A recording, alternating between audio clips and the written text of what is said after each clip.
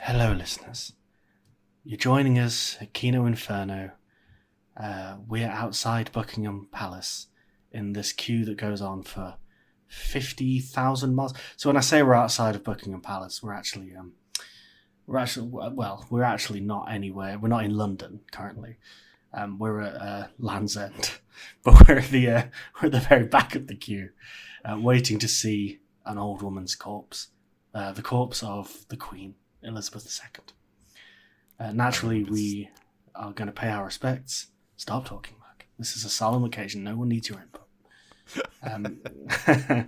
We are going to pay our respects in the traditional Kino Inferno manner, approaching the coffin, bowing our heads, pulling out our dicks, and shouting "Dicks out for Queenie" before giving the 21 cum salute. Mark, your thoughts? We've been stood here for fucking hours, Aiden. Yeah, we've been stood here since since the start of last week, actually. Before she died. Yeah, before she died. If we were a little closer to Buckingham Palace, maybe we wouldn't be recording at the moment, but we are currently, as I say, in Land's End, waiting for the queue to reach Buckingham Palace. Obviously, we're distraught. Tired.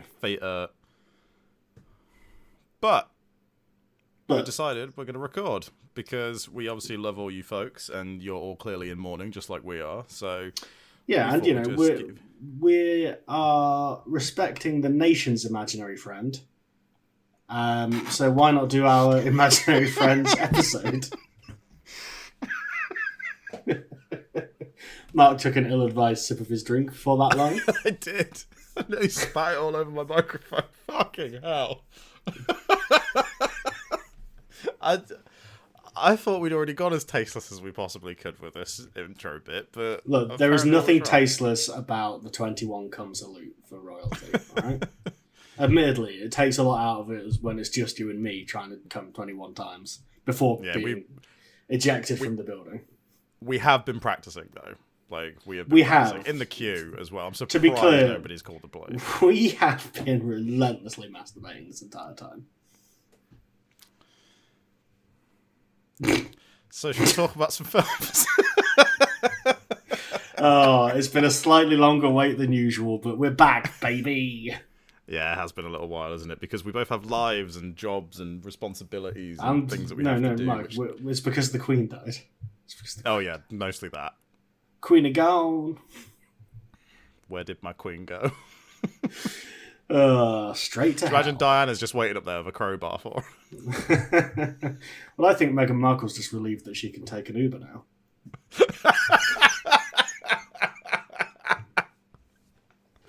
Oh, God. How many people have we pissed off already?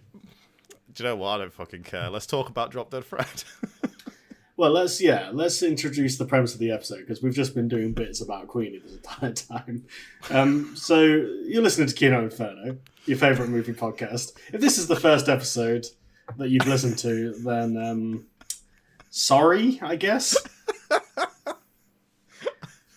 I don't think this is anyone's favourite movie podcast anymore. We've just alienated the majority of our audience. There's one listener, and it's Big Meghan Markle. Ah, Big Bags, we love you. Moody Meg, we call her. I need to stop drinking coffee because it's going to end in disaster. So this is Kino Inferno, your favourite movie podcast. I'm one of your hosts, Aiden. And I'm your other host, I'm Mark. And on this podcast, we discuss two movies loosely connected by a theme, compare and contrast, and occasionally make obscene comments about royalty. Today's theme, Mark, is... Today's theme, Aiden, is imaginary friends. Imaginary friends, yes. I'm sorry, I can't.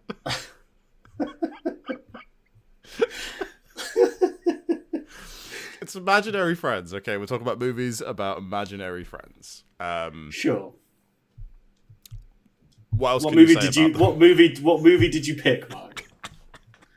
Come on, man.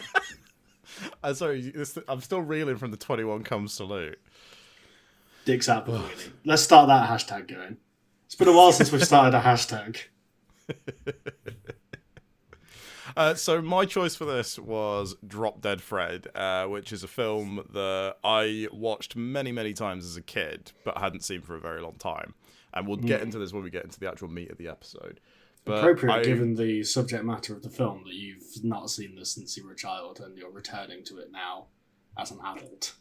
Which is, very on point for this movie. And I picked JoJo Rabbit, which is appropriate because I'm a Nazi.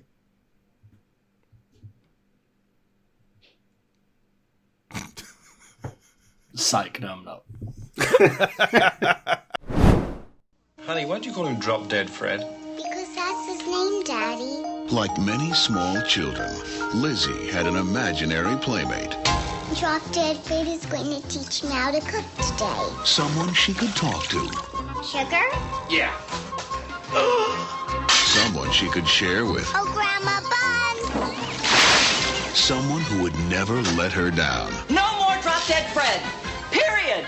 Now Lizzie is all grown up. To us. And when her perfect life fell apart, Charles, I lost my money, my car, my husband. she didn't get mad.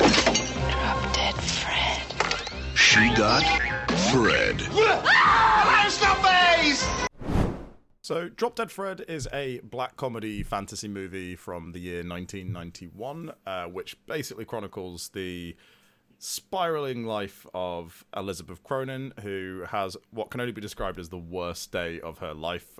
So she works as a typist for courtrooms. She loses her job doing that. Her car gets stolen along with her wallet, and she finds out that her husband has been cheating on her. So in the same day, she loses her job, her car, and her husband. So she's having the worst fucking day imaginable. And then she ends up moving back home in with her mother, who it's immediately implied that they have a very strained relationship. And her mum is, for lack of a better word, a mega bitch, which, we will get into later. But upon going back to her childhood home, she rediscovers her old imaginary friend, the titular Drop Dead Fred. She releases him from the jack-in-the-box that her mum stored him in all those years ago to punish her for when she was being a little shitbag. Because when Elizabeth was a child, she would do all this really horrible, heinous stuff, and she'd always say, well, Drop Dead Fred did it, or Drop Dead Fred made me do it. So Fred, who is played by the late great Rick Mayall, explodes back into Elizabeth's life and causes yet more chaos, whilst trying to also help her get her life back on track, because Fred reveals that the reason he's back is because Elizabeth is suffering, and the only way he can get back to where he's from is by helping her get her life back on track. That's the sort of summary of the movie. Yeah, so that's something that, before we kind of go point by point, one thing that I kind of want to throw out about this movie. You said in your intro that this is kind of like a fantasy film. And it is, because it has an imaginary friend who really exists. However, so I should say, I saw this movie once, probably as a tween. And this is my first time revisiting it for a long time. I have to say, I'm not entirely sure what this movie thinks it's doing. Because... okay, so before we get into the plot mechanics of it, let's just say this. Fred, is he real or not? Because this movie cannot make its mind up about whether it's a bit of magical realism or whether this woman is having a psychotic break. Yeah, so I knew we'd end up getting to this at some point. So I just want to preface that by saying that I have been a fan of this movie since I was a kid, and watching it again for this, it's made me view it for a slightly different lens now. Because as a child, I mostly remembered all the stuff involving Fred, because obviously Rick Mayall's performance in this movie is, he's Ruby Rodding essentially. He crashes into this movie and just doesn't let up from there. But then I do remember recently thinking back on it, remembering some of the scenes that come later in the movie, thinking, wow, this is actually a much darker and much more bleak film than what I initially thought it was. And so I knew we'd end up getting into this whole thing of, is Fred real? Is he a figment of her imagination? I do feel there is a sort of concrete bit of evidence at the end that confirms that he is real. Right. But yes. Also... we'll likely discuss it, and then we could also possibly infer that that's not the case. Yeah, I think, okay, let's move through the plot. I'm just going to say that I'm putting that question out there into the listeners' minds. And as we move through the Okay. plot, we'll maybe present evidence for and against. Yeah, okay. So it's a fairly straightforward plot. Like, when I just did the intro then, that is a pretty rough summation of, like, the first half of the movie, really.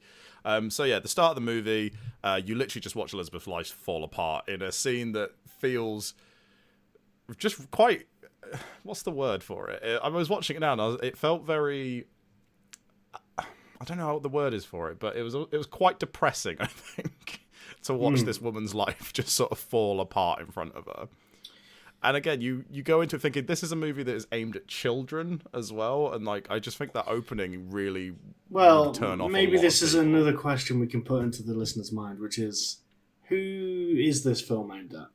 Because you're right, the opening sequence, or the opening scenes rather, because the very first scene is her as a child with the fairy story, and she goes, Yeah, which is a great cold open, I "What a think. load of shit," right? Which we'll get back to, but the opening of the movie proper. Yes, you're right. It's her going through this worst day of her life. She finds out her husband's been cheating on her, and then kind of breaks up with him in a extended, bizarre way. He's like full on gaslighting her. I just want to throw that out. Yeah, he is, and he continues to for the rest of the movie. And she loses her job because she turns up late to. She's like a court typist, which She is, yeah. So she loses her car and her wallet, and that's why she turns up late to work, Right, and then yeah. gets fired. Yeah. Which she gets fired mid-trial, which I don't think that's how that works, but sure. That judge clearly didn't have a lot going on that day. No. And interestingly, the defendant says to her, she comes in, just plead insanity, it's what I'm doing. Which, Yeah, again, is quite funny. It kind of flags up one of these things, one of the issues that I have with this movie, though, where it's like, what is the tone? Because this opening scene is like, yeah, it's obviously playing it for kind of dark comedy, like all this stuff goes wrong for her. But it also has this very like cartoonish energy, and the movie's and the music is all kind of like it's like, you know, standard comedy music. So I don't really know what I don't really know what you're going for with this movie. It's yeah. Yeah, because even as somebody like myself who has watched and enjoyed this film a lot over the years, like, I don't think it's in any way perfect, and I think it's actually quite messy, both tonally and in what it's actually trying to say. I think its message is a little bit vague in parts, and it doesn't have like a sort of definitive point that it's trying to make. Yeah. It obviously addresses a lot of things about, like, you know, sort of like childhood trauma and ideas of, you know, not living up to one's potential and like losing touch with like your inner child and stuff like that, and becoming one of the normal folk, as was something that Fred says at one point, or says obviously you don't want to turn out like them. And again, I don't think it makes any solid points about any of those. It kind of throws them up, and like you said previously, where we were discussing whether or not Fred himself is actually real, there is no... Yeah, I think Yeah, the problem it's a with little that bit is frustrating. the only character who's like a real person is the main character, is Phoebe Cates. Because everyone else is kind of a cartoonish exaggeration. And even her husband is like a cartoon version of a shit husband, right? Because he's openly fucking someone else. And like, you know, he's always like in the very next room, like on the phone to her and stuff. You know, it's in very... rooms that don't have proper ceilings, may I point out. Yeah, and it's kind of... What is that flat? Yeah, I mean, that's another weird thing about it. That's just typical low-budget movie stuff, I guess. But A very obvious set, yeah. And like her mum is also like kind of cartoonishly bad mum. And I feel like it's kind of hard to get invested in that. Because I think, you know, we're kind of jumping around a bit. We'll get back on track in a minute. But I think one thing I'm going to flag up as an issue I have with this film is that it should be about her relationship with her mother, really. Like, that's what they're trying to make the film about. But then there's all these other characters who come in, like the husband, like the guy she knew as a kid who fancies her, and they have a bit of a will they, won't they going on. Carrie Fisher's character turns up, and it's kind of like, okay, we could shave some of these off. Like, you know, it's kind I of... just want to point out, whatever Carrie Fisher is doing in this movie, it's great. Yeah, I mean... I really like her in this. I enjoyed her presence in the film, but I was also kind of like, why are you here? Because she kind of turns up for the first act and then disappears. And you're kind of like, okay. Yeah, and then she sort of reappears at the end. Yeah, sure. And it's like...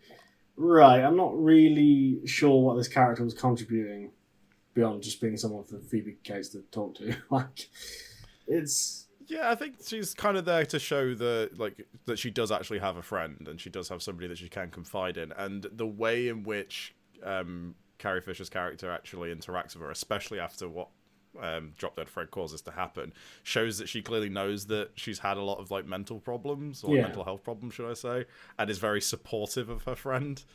And she's like the only person that actually is, because everybody else is, you know, a trash person that's either gaslighting her or is just being absolutely abhorrent to her. Yeah, I suppose so. I think it's just kind of... This movie can't decide whether she's like a weird loner with no friends or whether she's like a relatively normal person who just kind of has mental health issues. And it kind of goes back and forth on that.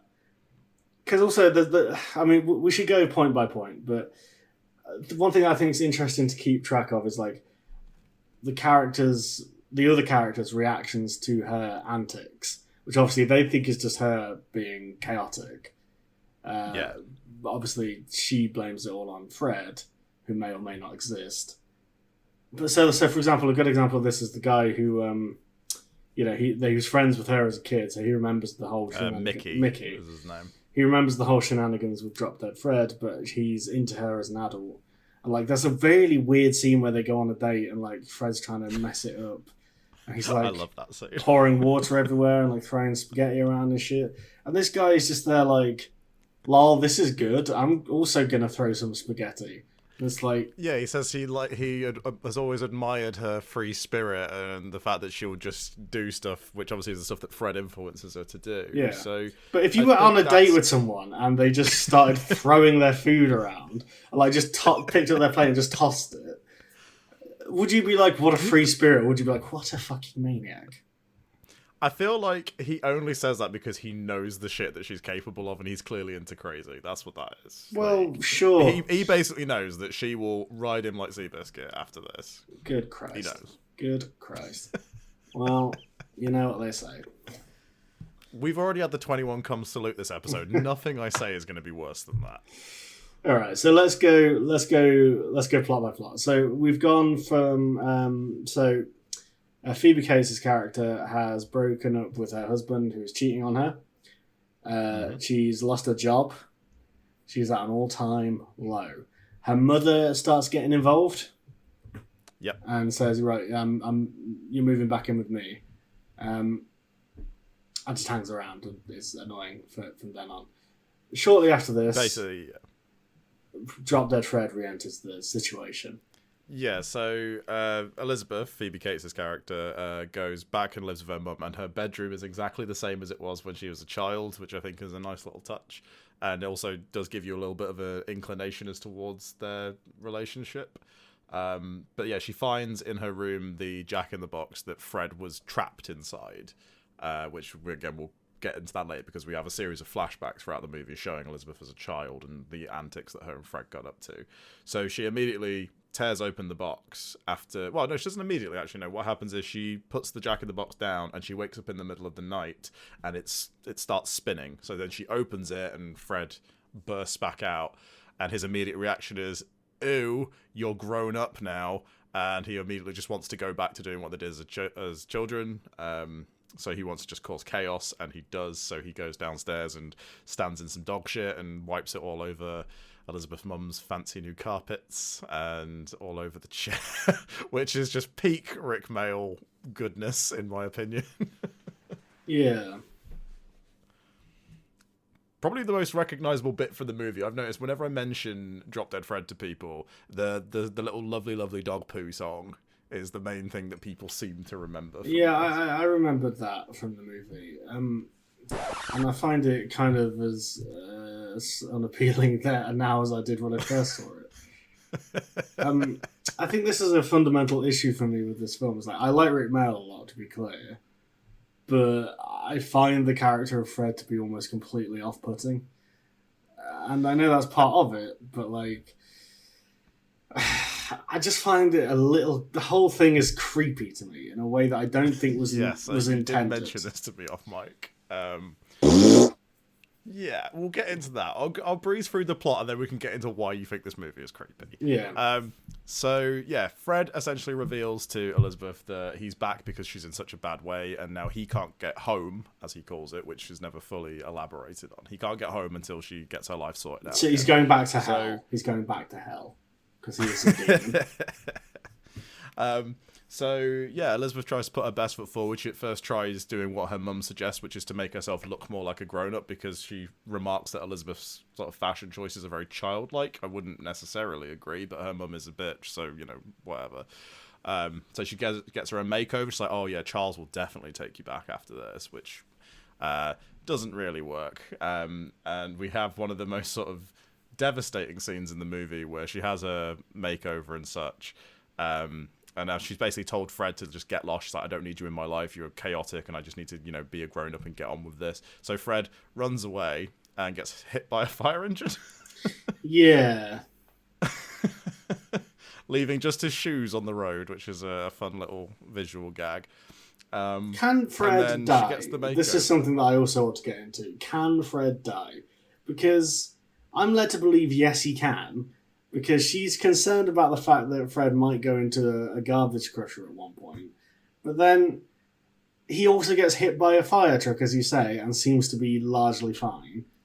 And also he has cartoon physics at some point, like he can get his head squished flat and then make it normal again. So what is going on here? I feel like he's impervious to. Basically, Fred is Freddy Krueger in a way. I think. No, I think this is Freddy Krueger Origins, to be honest.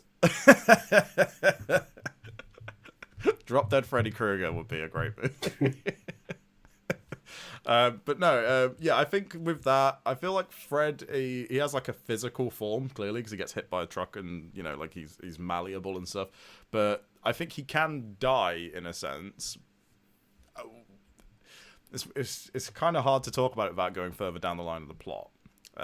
Because we then get to a point where we see the potential that Fred can die. Yes. But yeah, so I'll breeze through the rest of it. So after having her makeover, Elizabeth comes home and finds a note from Charles saying, come to the apartment. And she immediately just runs over there because, you know, she's love-struck and basically has nothing else going on in her life, which is very, very tragic. And she gets there to find the apartment empty, and Fred's there, and he's like, haha, got you. I signed that letter from Charles, and like to rub it in her face because obviously, you know, she wanted to get rid of him. And then we see the first time where Fred's like, oh, wait, you're upset. This is actually not what I'm here for. I need to actually help you. And so there's a series of comic misadventures that happen as a result of Fred trying to help Elizabeth get her life back on track. And then we start to see some kind of breaks in Elizabeth's psyche where after she tells Fred to get lost, she starts seeing Fred in certain places. There's a part where she sees him playing violin with a band that are performing in the shopping mall, and she goes up and starts attacking him, and in fact she's actually attacking just a random musician, which again points us down that like, is she just mentally ill? Yeah, we're at this point I was like, oh, it's going to turn out that Fred never really existed and she's just mad. But then it contradicts itself so many times. Yeah, and I think there might be reasons for that. I feel like maybe when the movie was originally written, it was possibly more one way than the other. It might have been much lighter or much darker in its original incarnation, and then they would have changed elements, and the studio would have like greenlit it, and then things would have been changed, and then obviously you bring Rick Mail in, and yeah, again, don't get me wrong, I do like this movie, but it's got a lot of problems, and I will not try and defend its problems because they're so apparent, and even to me, I was like, yeah, this movie doesn't quite gel with what it's trying to do. But so escapades happen. Like, for example, the aforementioned date scene where she goes out with Mickey and they start throwing food everywhere. Yes. But Elizabeth and Kate... not Elizabeth and Kate. It's Phoebe Cates. I'm getting my fucking people mixed up. Oh, she sinks Carrie Fisher's boat. That's another thing that happens. Because Carrie Fisher, because it's the 90s, Carrie Fisher lives on a giant house, was it condominium boat thing she calls? Yeah. And I'm just like, okay. So she sinks that boat. Also, there's a weird detail where Carrie Fisher's character is having sex with a married man, and it's just not really relevant to the movie, but it's in there. I feel like if you dug deep enough, you could probably find some kind of significance to that, maybe obviously, she saw her relationship with, Elizabeth sees her relationship with Charles as being kind of perfect till he cheats on her, and like the only sort of seemingly stable person in her life is also having an adulterous relationship. I don't know, maybe there's something to that. I don't know. No. Again, I don't know if this movie's smart enough to make those kinds of connections. Yeah, and also it's like, because Carrie Fisher then disappears for most of the movie, it's kind of like, okay, She does get one of my favourite scenes in the movie, though, which is where like she tries to get revenge on Fred for sinking her boat, and just in the middle of this really important meeting, she wheels her chair out and just is there hitting the ground with her shoe, telling him to die. Yeah, she thinks she's beating Fred up because obviously she can't see him. Yeah. Which again begs a certain question, because it's like, well, presumably Carrie Fisher thinks that Phoebe Cates is mentally ill and that Fred doesn't exist. But then she's acting as though Fred does exist. Trying to support her friend. Because I thought the gag was going to be I thought the gag was going to be, because obviously she sees Fred in the boardroom. So I thought the joke was going to be when Carrie Fisher goes in and starts wheeling the chair out, like, oh, she's like being like, oh, I'm being supported. Fred is here, yes, but like not really believing it. But then she starts trying to beat him up, and it's like, okay, what's happening with this woman? Because I think she might be insane as well. And in the way that only Carrie Fisher can, after doing this scene where she's like slamming her shoe on the floor and beating up, just stands up and just brushes us off and goes, oh, it's hot in here, isn't it? Just saunters back into the boardroom in just a complete rebuild yourself bitch, boss bitch moment. Love it. Love Carrie Fisher in this movie. Yeah, I mean, it's one of those baffling Carrie Fisher inclusions that I'm going to put in there with Scream 3. It's just like, what's happening here? Sorry. Like, oh, Carrie, you're here. She seems to attract those kind of roles that make me just go, sorry, what? I also wonder as well, because I noticed this watching this time, I can't think of any specific examples off the top of my head, but we mentioned previously that like, Carrie Fisher was a known script doctor and would often rewrite a lot of her own like dialogue in the movies that she was in, and I very much get the feeling she wrote a lot of her scenes in this movie. The scenes between her and Phoebe Cates have the dialogue seems to like pop a little bit more, and there's a little bit more sort of like snarky, and there's like almost like one-liners and stuff in there, and they feel very different to everything else that's in the movie, so I wouldn't be surprised if Carrie Fisher wrote those lines. Yeah. But no, so the houseboat gets sunk, the date with although, can I point out that goes, if Carrie Fisher's responsible for the line that her married lover comes out with at one point, where he goes, I never had an imaginary friend, only wet dreams, then can we put her in jail, please? I know she's dead, but can we arrest her soul and put that in prison? No, because that is a choice line of dialogue, and we should get an even bigger pedestal to put Carrie Fisher on, okay? Terrible. And again, it's one of those things where like there's lines like that in this movie where they'll reference like explicit sexual stuff. Or like later on, just jumping forwards, like Fred is like looking up a woman's skirt and being like, no panties, awooga. And it's like, what the hell is going on in this movie? Because sometimes it seems like it's a kid's movie because he's there like pee pee poo poo, I love bogies. But then at other times he's like, let me look at this woman's pussy, please. And it's just unnerving.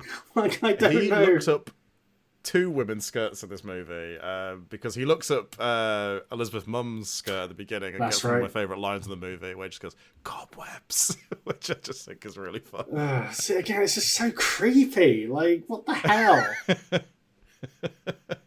Because we should say as well, like, Fred is the same age throughout. So, like, when you see the flashbacks to young, is it Elizabeth, the character? Yeah. Young Elizabeth, he's just like Rick Mail. He's just there. And this is just something that I found really unnerving because, well, it's just a bit nancy, isn't it? Let's just address the elephant in the room. Some people have said that before. I've never really seen it that way. I think because, like, Rick Mail's performance is so over the top and cartoonish, but there is also like genuine moments of sincerity, I think. I've never seen it that way personally, but I can completely understand why you would think that. It's just kind of, there's something about this adult man leading a child towards carnage and destruction that just kind of makes me go, I'm not sure this is playing for me in the way that you want it to. I was saying to you in the message as I was watching the movie, I think it would have worked better if Fred, for me anyway, it would have worked better if Fred had been a kid in the flashbacks and then he'd grown into adulthood with her. And then some of the jokes where he's doing more sexually inappropriate things now would kind of play a little better, because it's like, oh, he's kind of matured because her thoughts have matured, if you see what I mean. Or like she's... kind of... They do a little... There's a little line that Rick Mail gets, which kind of alludes to that, where at the beginning where he's just there like, I want to play with the dolls, I want to play with the toys. And she's like, no, we're grown-ups now. And then he goes, oh, yeah, we're grown-ups now. So it's almost as if he's like immediately gone, oh, wait, no, I can't be this version of Fred anymore. I've got to be this version. Yeah, but again, he's just kind of the same in both time zones. So it's kind of like, well, what are we doing? Like...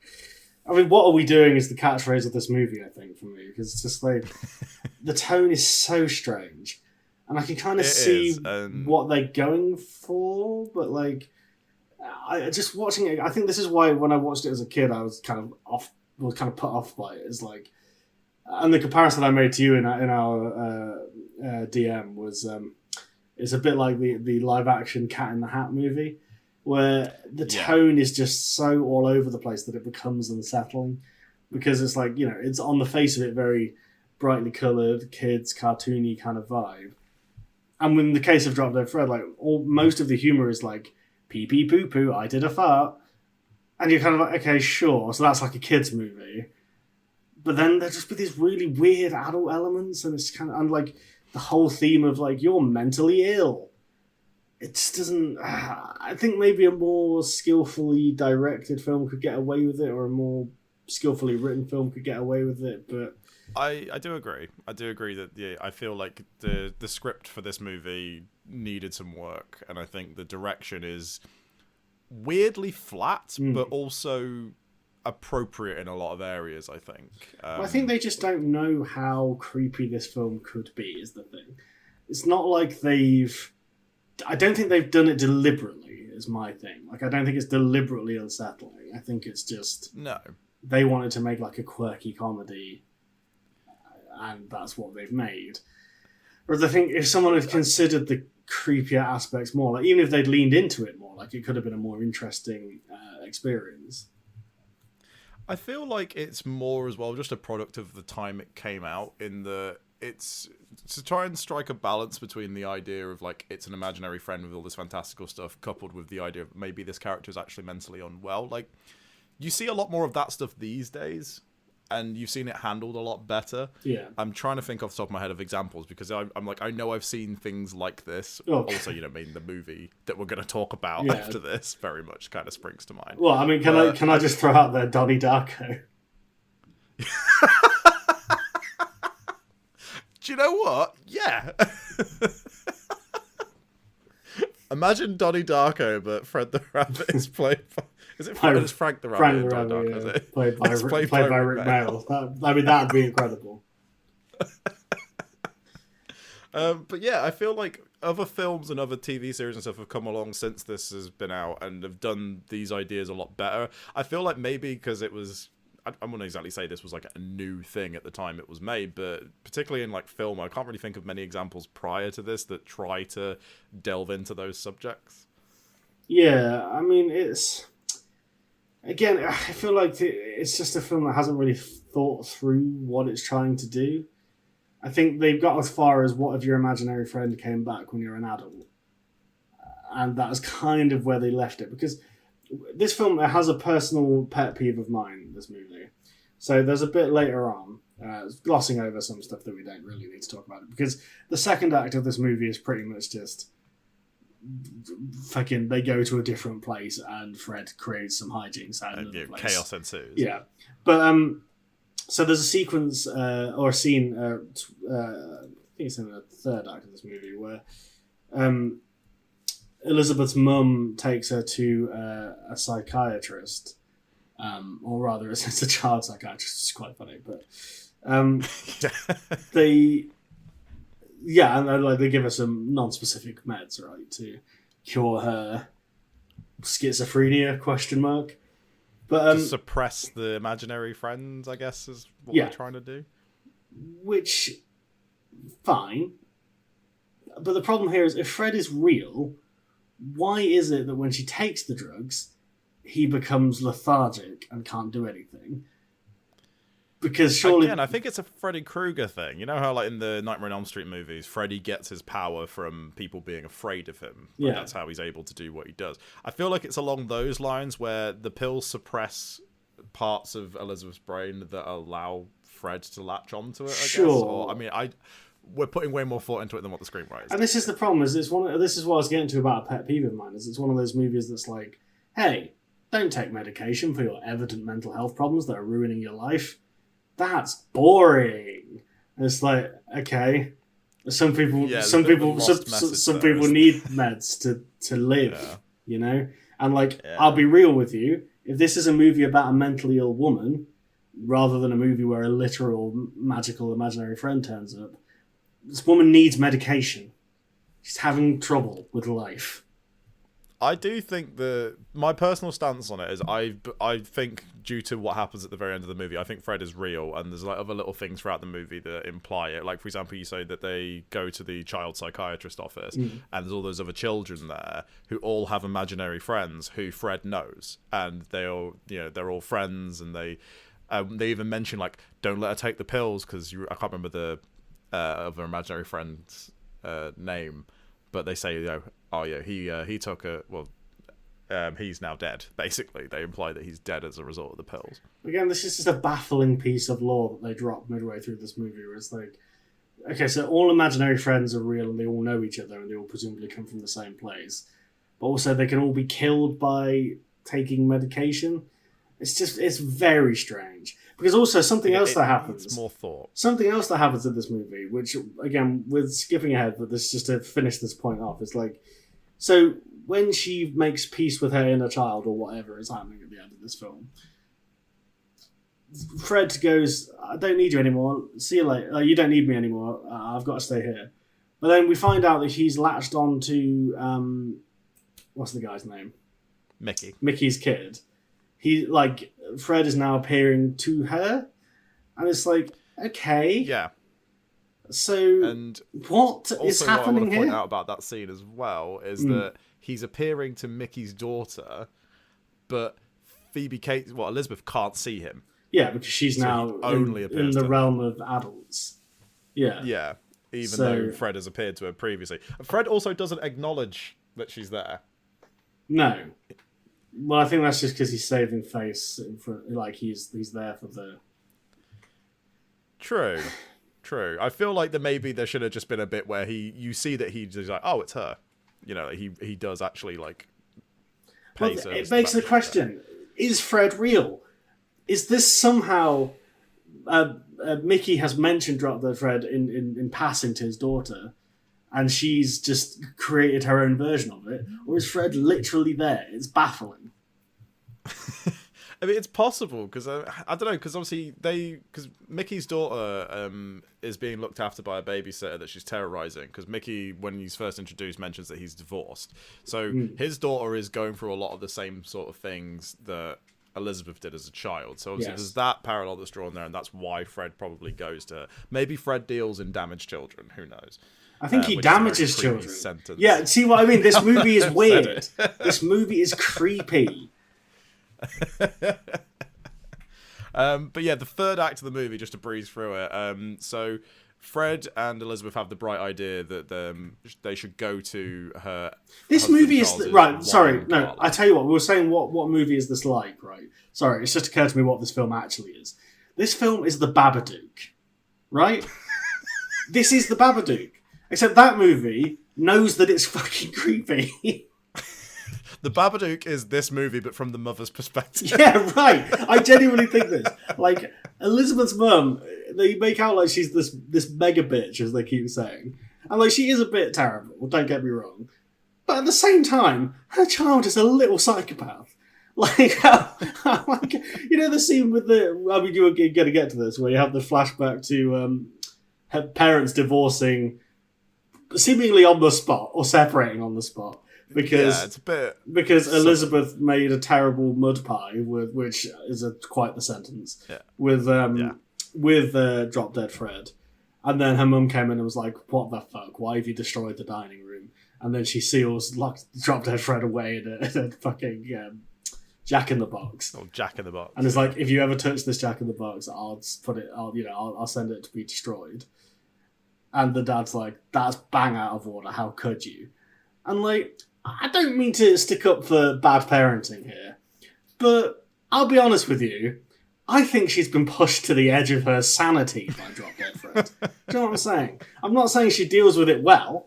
I'm just saying... No, I do agree with you, but then in the climax of the movie, her mother does literally say to her, "I had a child to save a marriage." Like, yes. You know, which is very telling about everything that's sort of going on. Yeah, and you know, that scene I kind of liked more, because one of my criticisms of the rest of the movie is like, I think this movie needs to be about her relationship with her mum more than it is.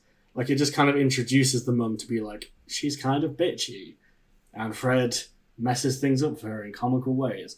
Whereas actually, I think you could go for more nuance there. Again, if you were thinking about it from the angle of, well, this is kind of a film about mental illness, you could show that, like, yeah, it's actually hard to deal with a child who is acting out that much and who is so destructive. Because that's the thing. It's not just like, this is kind of, again, one of the issues that I had with this film is like, they try and play it off as like, oh, Fred represents the inner child and imagination. But also, Elizabeth is very, very destructive.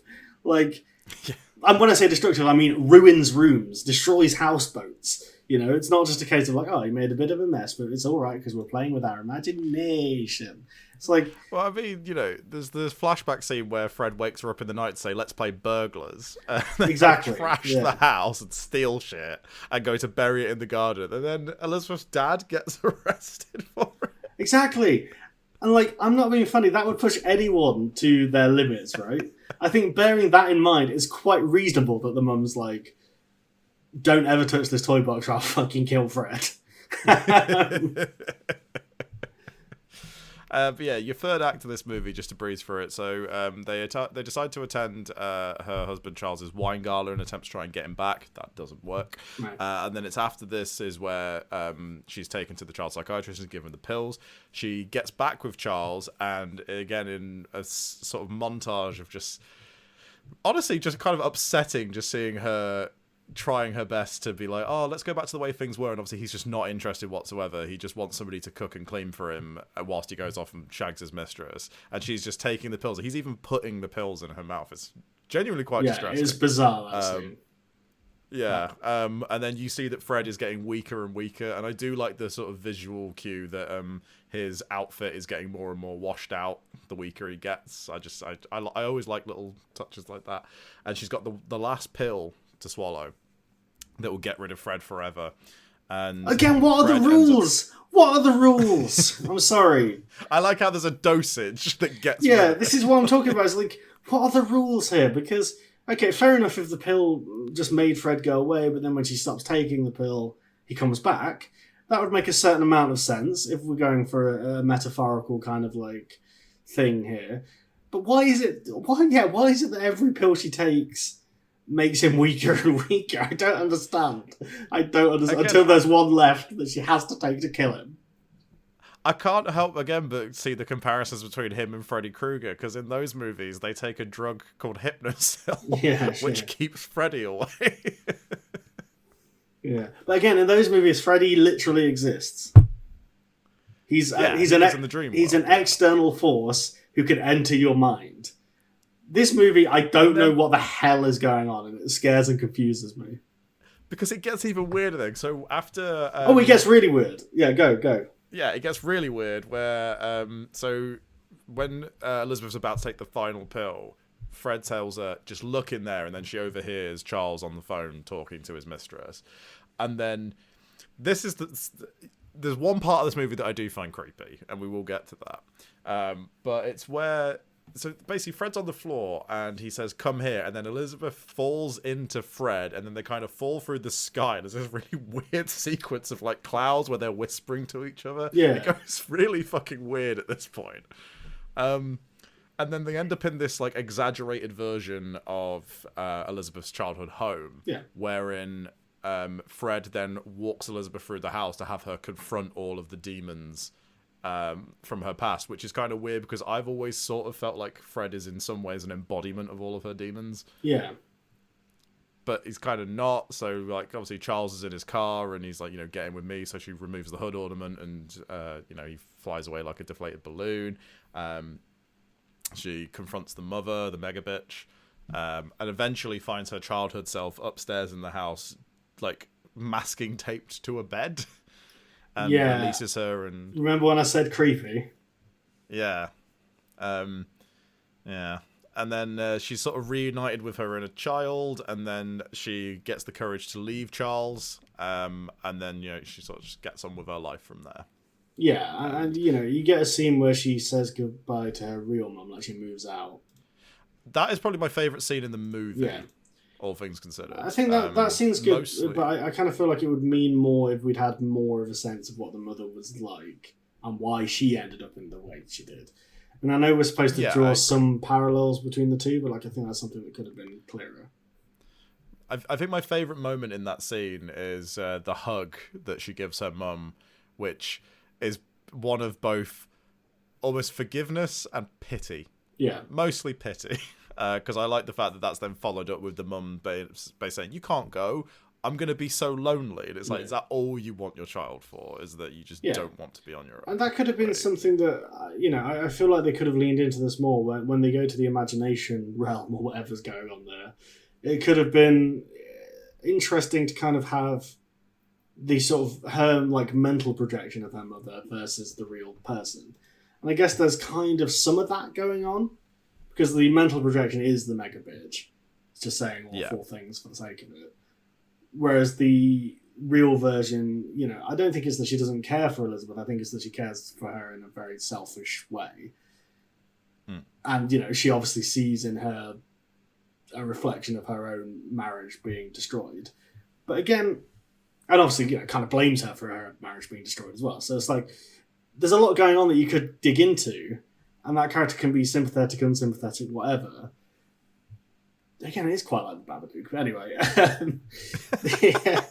And this is kind of the thing. Even the bit where she goes into the imagination realm, did that even happen? Because she wakes up and she's just like, ugh, on the kitchen floor. So it's like, okay, is this just a metaphor for her having a psychotic break? Like, what's going on here? Because the movie kind of portrays it as like... And again, this is something else that's confusing about this film. Is like, what is Drop Dead Fred? Because... on the one hand, he seems to be kind of like, as you say, this manifestation of her trauma, who's just kind of kicking against everything. But then he's also kind of like, oh, but I'm your inner child. But then also he's like this wise father figure at the end who's like, my work here is done. And it's like, okay, what is happening? I think he's some kind of eldritch being. Yeah, he's some kind of beast. And it is fucking weird that they kiss at the end as well. I'm sorry. That is the thing I wanted to talk about. That is fucking weird. I do not understand at all. Because like when he says goodbye, she's like, now kiss me. I'm like, whoa, whoa, whoa, whoa, whoa, whoa, whoa. Why? Why do they have to kiss? Like, take that out and I think the movie would be tremendously less creepy. I think this movie is kind of... There's no way it can't be a bit creepy. I think it's just the fact that I don't think they're doing the creepy bits on purpose, and that kind of makes it more creepy, if you know what I mean. Because it's kind of like... Because there's one bit in the movie that is almost done like a horror film, where she has a dream where she is her child self in bed, and Fred's hand comes out from behind the pillow and slaps her on the head. That was fucking weird. That was weird. Again, that's like a classic horror movie shot as well, and they don't do enough of those kinds of things. It's weird. I did look this movie up to see if I could find out anything about like the writing of it, but the two Who directed it? Who directed this? This is where it's even stranger. So the director... Okay, I'll let you speak. Just go on with it. I don't even know if I'm pronouncing this man's name correctly, but he was a Dutch director. At De Jong is what it says. I apologise if I'm butchering that. Okay. Yeah. And if you look through his filmography, it's all films from, like European films, apart from the odd thing here and there, which was in America. So Drop Dead Fred, and he did a movie afterwards called Highway to Hell. and he directed an episode of Miami Vice. Okay. But everything else in his filmography is clearly from like his native land or like from like European essentially. And the two writers have barely any credits to their names either. So I'm not entirely sure how these people ended up making a movie for New Line Cinema. Yeah, right. And this is a movie that was like, it was a bit of a flop, but like this is a movie that people have seen. Like it's a cult film. In this country, it is absolutely, and I think that is pretty much for one reason and one reason only. Yeah, that's because I think the presence of Rick is so Mayall, beloved. right? Yeah. Like, and it's one of his few forays into film, and one of his only real forays into film where he's a lead. Aside from obviously Guest House Paradiso, which is the film adaptation of Bottom with Ed Edmondson, which is a film we should absolutely talk about at some point. I rewatched that recently, and it is something. Because like Rick Mayall did have a very brief stint in films. He has a very small cameo in American Werewolf in London. Yes, he does. Where he's one of the guys in the pub. He's also in Shock Treatment. He plays Little Nell's boyfriend in that movie. And he's had little sort of sporadic appearances ever since then. But like this was obviously for his career at this point, like this was an American production that he was like a lead in. And I imagine this is probably why he didn't quite crack America, because this movie was a flop and it was critically panned as well. Yeah, and I don't think it's deserving of the awful panning it got, but I can understand why people took issue with it. I mean, we're straying towards Kino or Inferno, I suppose, but I can not really grasp why this film is a cult success either, though, because I know a lot of people who will be like, oh, Drop Dead Fred, it's great. And I wonder, is it just my age group? Is just a film that people saw as a kid? Is it just residual affection for Rick Mayall? Which like I like Rick Mayall a lot, but like I don't care for this movie particularly. I've got to say, I think my fundamental issue with this film is that I don't really find it that funny. Like that's my fundamental problem. We can get into all the logic of it and like, is it creepy, is it not? But all of that would be excusable if I laughed when I watched this film. Or at the very least, I could get past those things if I found it funny. But I don't think I really laughed once. That's just my 2 penneth on this. I was just kind of that's fair. I don't think this is a good movie. I tried. And again, like I say this as somebody who likes this movie because I have an attachment to it from my childhood, but it's not good. Like I can't, in all good consciousness, say it's a good movie, but I still like it. I think it's such a weird mishmash of like bizarre ideas that under more skilled filmmakers could have been something quite interesting. But I think it's weird. To me, it's just the issue that the humor is so juvenile, and yet it's trying to, it's almost like it needs it's hard to quite express because I'm trying to think of something that would be on this level. Because it's not that I find juvenile humor to be inherently unfunny. It's just the fact that it's like all the humor in this is pretty juxtaposed with all these kind of serious adult ideas. Yeah, and it's not that you can't do that. It doesn't quite work. Yeah. I mean, yeah, you can, but it's hard to strike a right balance between the two. Yeah, and it's kind of like the humor is juvenile in a way that like it literally seems like it's aimed at kids until every so often he's like, no panties, I'll wooga, or whatever. And it's kind of like, right. It just strikes a very uneasy tone. And I think this is something that like comedy is so hard to get right because obviously humor is very subjective anyway. What I find funny, other people might not, and vice versa. But I think when you have something where you're trying to convey, because that ending scene or the scene towards the end, I should say, where Fred is being like, you don't need me anymore, I can go, goodbye, embrace your inner child. Like, that's supposed to be really sincere. And I'm kind of like, right, so this movie is obviously not trying to make him this creepy, anarchic, weird, morally off-kilter force.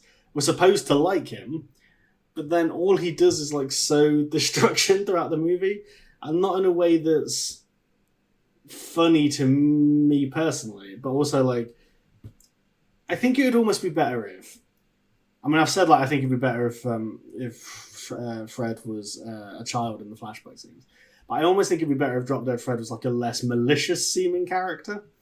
And if it was more along the lines of like, I'm thinking of Paddington Bear, right, in the Paddington movies. He doesn't have to be that sweet, but like the fact that Paddington causes destruction wherever he goes by accident, he's well-meaning, but he kind of, he causes chaos just by his general presence. I think that would make this film more endearing to me, because a lot of the scenes for me that I find really off-putting are like, he's deliberately leading her to do things that he knows will get her in trouble. And that is like, I don't know about that. That feels a little creepy. And you could kind of mitigate that by having him be a kid in the flashback. So it's like, oh, he's an innocent child too.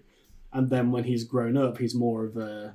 Like, he seems more malicious because he's an adult kind of thing. And, maybe you could get into that thing of like, he's a little bitter that he was left behind or whatever, right? But that's something you could get more into.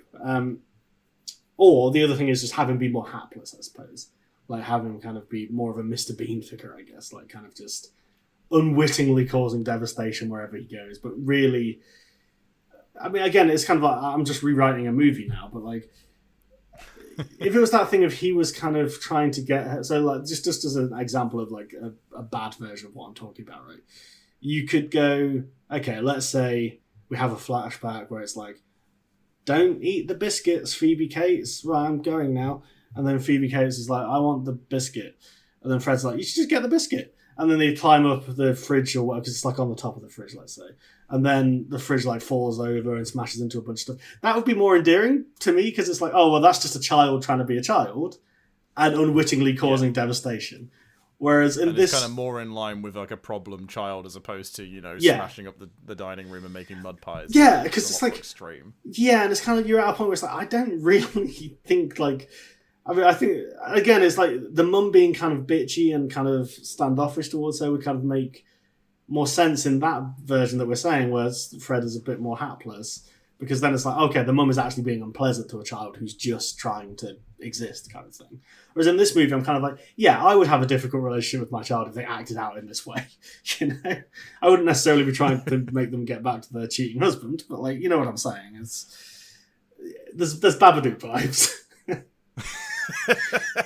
I could see a bit where Phoebe Cates' mum was just like, why can't you just be normal? Oh, she's in bed at night and Fred's just on the ceiling above her. But again, that's another way you could make this movie more endearing to me, I think, is if you leaned into the horror element. Because if you're determined to have Fred be this malicious... He's not entirely malicious, but, he's kind of a bad influence, let's say. If you leaned into that more, and you had it be about her kind of overcoming the Fred personality, rather than being like, I've got to go now, you don't need me anymore. Like, if it was more about this thing of like, okay, he is this manifestation of her trauma, and whilst it can be fun to act out and be destructive, and like it's cathartic in its way, like, you can't live like that forever. Like, that's kind of what the movie... And I think that's what the movie thinks it's about. It flirts with that idea. Yeah, it flirts with the idea that, like, she gets back in touch with like who she used to be, where she was a lot more sort of carefree and like chaotic, and obviously that's not exactly a good thing. But at the end, she kind of takes back control of her life because she feels like she can do whatever she wants, and she doesn't have to be tied down into a life that's clearly not good for her. Because you have that montage at the beginning where she's like shaving Charles for him and stuff, and it's like, that's just unsettling and sad, to be honest. Yeah, and again, it's like, what? Yeah, it's very strange. Like, I think there's the germ of something interesting in this movie, but like, I think the execution just kind of leaves a lot to be desired. Yeah, and I wouldn't be surprised if, when people like Phoebe Cates and Rick Mayall signed on to do it, the script might have been different, or might have had slightly different things. Well, that's the thing, it's so hard to find any information about how this film came into being. Yeah, there's very little about it online. I mean, like, one of the writers, his Wikipedia page is like minuscule. There's nothing about him on it. It's like, he was one of the writers on Drop Dead Fred. All right, see you later. It's one of those Wikipedia articles. Considering this is kind of a cult favourite, it's hard to track any information down. I found it was anyway. Yeah, I mean, I even was like, okay, what did Rick Mayall think about this movie? And I tried to find interviews where he talks about it, but there really isn't that much. Yeah, funnily enough, he tends to be talking about like the young ones or Blackadder or something like that. Yeah. Strangely, he doesn't. Or that time he got cut out of the Harry Potter movies. He loved talking about that. Yes, he was going to play Peeves the Poltergeist. I do like that interview with him though. He's just like, it was the best job ever because I got paid for it and they didn't use it. Honestly, God rest him. Like I mean, I just want to take a moment to shout out Rick Mel because I know that we're both big fans of him, but like I just absolutely adored that man. I was rewatching Bottom recently because it was on TV, and just his chemistry with Aid Edmondson is just pure lightning in a bottle. Those two work together so beautifully, and it's honestly such a shame he's not around anymore because he was such a force of comedic type, well, just a force of comedy. Like, nobody else could make characters that obnoxious, that funny. I think, and that's where. And to be honest, since we're shouting out that element of Rick Mel, I think that's maybe where this film goes wrong. It's like it really ought to be the Rick Mel showcase, but I just don't think it quite is. And maybe this kind of talks to what kind of speaks to what you were talking about of like maybe this is why he never quite broke America. Is like if this was all you'd seen of him, you'd go, well, that weird guy from the Imaginary Friend movie. But if you obviously, I'm sure there are a lot of Americans who are fans of British comedy and so forth. Like, I'm sure they've seen Blackadder, Young Ones, Bottom, and so on and so forth. But actually, Blackadder's a good example of this. I mean, he's not in many episodes of that. He obviously plays the recurring character of Lord Flashheart across the various historical periods. And I think he plays Robin Hood in the Millennium Special episode. But again, like, that's a brilliant use of him because they knew exactly what they wanted to do. They just went like, okay, we've got this character who's just complete chaotic energy. We're going to cast Rick in the role and we're just going to let him fucking go. And, it's like, maybe this is why it's kind of hard to plug him into a movie, per se, because like he's such an intense flavor. And, sometimes the stronger flavors are the hardest to balance with everything else, right? Whereas I think what they did with the Blackadder episodes that he was in was they just kind of like, well, obviously the first time he appears, he's just at the end of the episode. He gets like 10 minutes or something, less than. Yeah. That is the most memorable part of that season by a considerable margin. And, then when he appears again in Blackadder Goes Forth, like he's like throughout the episode. But it's one episode that's entirely geared around the fact that he's in it. And, like they know what they're just like, right, this is the Rick episode, let's just fucking get on with it. I mean, Aid Edmondson even appears in that episode as the Red Baron. He does indeed. There is one sort of well-known tidbit about the production of this movie is that at one point in time, Tim Burton was offered the chance to direct it, and they approached Robin Williams to play Fred. Okay, interesting. Which makes sense given the time that it was made. Given the sort of thematics of the movie, it makes sense they would have gone to Tim Burton. Yes. And given the character of Fred, makes absolute sense they would have gone to Robin Williams. Actually, Tim Burton's an interesting choice. Would have been. Yeah, Tim Burton's an interesting choice. I think, obviously, they're probably thinking of Beetlejuice, right? Like, that's kind of a similar... Which, again, Fred has a lot of shades of Beetlejuice in him, yeah. But again, I think Beetlejuice knows what it's doing because Beetlejuice is a horrible, horrible man, and the movie makes no bones about it. Like, he's funny, and he's chaotic, and, in some ways, he is that like destructive imaginary friend, but also, he's a lech, and the movie makes no bones about that. Like he's a bad guy, right? Whereas Fred is a little more, it's unclear what kind of character he's supposed to be, I suppose. I mean, I agree. I mean, this movie doesn't even have any concrete lore on what Fred is. Fred just is this thing, and they don't really fully go into what he is. But I love Rick Mayall, so therefore watching him just be chaotic is always a good time for me. And I do also just want to quickly shout out Phoebe Cates, because I think she's great in that. She kind of carries this movie, and it's a shame I've not really seen her in a whole lot else, because I mostly just know her from this and obviously the two Gremlins movies. I'm sure she has been in many other things, but those are the only 2 points of reference I have for Phoebe Cates. But I think she's really good in this, and the dinner scene where she's chucking food around when she's supposed to be getting controlled by Fred has always kind of reminded me of the scenes in Idle Hands where Devon saw what did we call him? Stanley Casper. Stanley Casper. Just reminds me of the scenes where Stanley Casper's like throwing himself around and doing his best like possessed hand acting and stuff. How the hell did we get to Stanley Casper? Because he was Stan in the Eminem music video, sure, and he played Casper in the live action Casper movie. That's right, Stanley Casper. And if you don't know what we're referring to, please check out our 420 special from earlier this year where we discussed Idle Hands and Smiley Face. Please do. That's a good one. I liked that one. Ba-ba-da-ba-da. No, come on now. Yeah, we should probably wrap up our thoughts on this movie. But I do have one little tidbit of information about this film that I did find out. And it's definitely made me look at this movie in a completely different way. And I know I said that when I rewatched the film for this podcast, it made me view the film through a different lens, but this piece of information really did change my thought process. The director of the movie was heavily involved in rewrites in the lead up to the film being made, and he did say that what his sort of main inspiration was for dealing with themes like childhood trauma and such, and how it like lingers and slowly perverts aspects of your life. He said it was inspired by the fact that as a child he was molested. Oh. Yeah. And I feel like there's a whole rabbit hole you could go down of analysing the film through that lens, but I really don't think that's something that either of us are really well equipped enough to do. Well, I mean, that's interesting because there's no like molestation in the film. It's just kind of emotional trauma.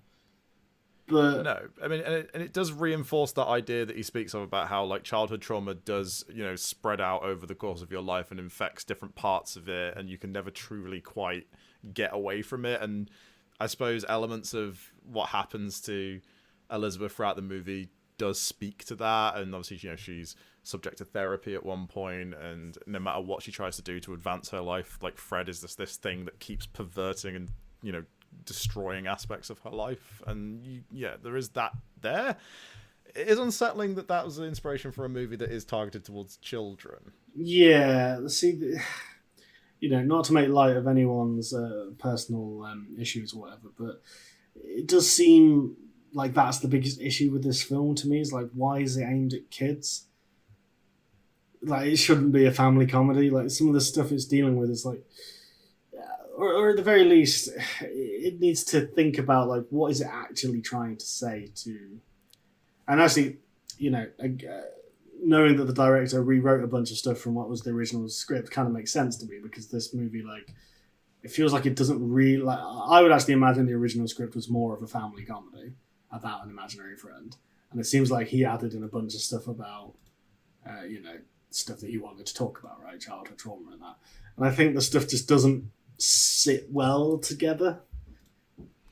No, and you can kind of tell as well that a lot of like rewrites did happen due to the sort of fragmented nature of the ideas and such. Like, that is very apparent. The article in which that information was revealed, I wasn't able to read the whole thing because it was one of those articles on The Guardian where you have to pay to read the whole thing. So sadly, I can't give a much wider context on that.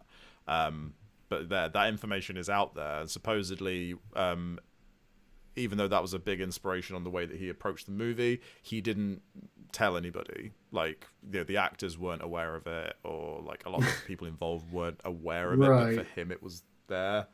See, again, this kind of speaks to what I'm talking to, where it's like, I feel like he's making a different film in his head to what he made in reality. Yeah. Which again is not, if you wanted to discuss those things, that's perfectly valid. But like, I think maybe this movie isn't the way to go. Yeah, I can understand why, looking at what was on the page compared to what kind of film you would want to make addressing those kinds of, issues and themes that you would want to bring to it. I can understand why you would put those two things together, because there are elements there within this kind of story that you could use to address that. But ultimately, it's not the right way of going about it. Yeah, I agree. No, yeah. Well, on that bombshell, Mark, shall we move into Kino or Inferno for Drop Dead Fred? Yes. So, Aidan, where are you putting Drop Dead Fred? Look, this is an easy Inferno for me. If I never see this film again as long as I live, I'll be happy. It's not the worst thing we've ever covered. It's not the strongest consignment to the flames that we've ever delivered. But it's rubbish. Like, I know that people like this and they have nostalgia for it and blah, blah, blah. And like, as we've said, the late, great Rick Mail, blah, blah, blah, very talented. All that aside, it is rubbish. I'm sorry, it's rubbish. Like, I know that normally in these segments I give deeper analysis, deeper thoughts, sometimes accuse the listeners of being pseudo-fascists. Listen to the Pokemon versus Digimon episode if you want a slice of that. This is one of those things. I mean, this has become kind of a theme on this podcast, right? It's like us talking about like millennial nostalgia, and this film definitely slots into that. And the thing is this, just because you liked something back in the day doesn't mean it's good, all right? And, you know, this is an example of that, where it's just like, I mean, I don't see this being a nostalgic classic that's going to pass on to like Generation Z and beyond. Let's put it that way. No, absolutely not. Absolutely not. This is typically a film to me that's like, even as a kid when I saw it for the first time, it was like the epitome of this is a bargain bin VHS, and the reason that everyone's got it was because it was in the bargain bin. Right? And Rick Mail was recognisable enough for people to go, oh, it's in the bargain bin. We should get this because Rick Mail's in it, and he's the funny man on the telly. Yeah. And I think aside from Rick Mail, it doesn't, and you know, Phoebe Cates is good in this, but aside from that, it doesn't really have anything going for it for me. And, you know, I feel bad for the director. He clearly thought he was trying to get somewhere with this, but I think he fell pretty wide of the mark, unfortunately. That's my thoughts. Mark, Kino or Inferno? My sort of childhood nostalgia for this movie would make me want to give it the softest of Kinos, but ultimately I can't because it's too muddled in both its tone and what it's trying to say. And it is ultimately a bit of a frustrating watch in that regard. And even though there are elements of it that I like, and there are scenes of the movie that I like, there's a couple of gags that I do think are funny. You know, the line where she picks up the purple dress and she's like, "This looks lovely," and he just goes, "Yeah, it looks like a giant bruise." I always find that kind of fun. But ultimately, yeah, I've got to put it in the flames because it's rubbish. There's a lot of stuff going on under the surface, but none of it really gels together in any way that makes any real valid points, and it explores themes that I think it's not well equipped enough to actually explore. So I'm gonna have to put it in the flames as well, even though my inner child is like wanting to kill me right now for doing that, because I really did love this movie as a kid. But watching it now, I mean, I'm kind of with you. I could probably go the rest of my life without watching this ever again, and I'd be fine with that. There you go. So there you go. Drop Dead Fred, consigned to the flames. And as we deliver that powerful verdict, we return to the queue in Land's End, which has moved a fraction of an inch forwards. Maybe we'll get to do Dicks Out for Queenie. The 21 comes a little later today.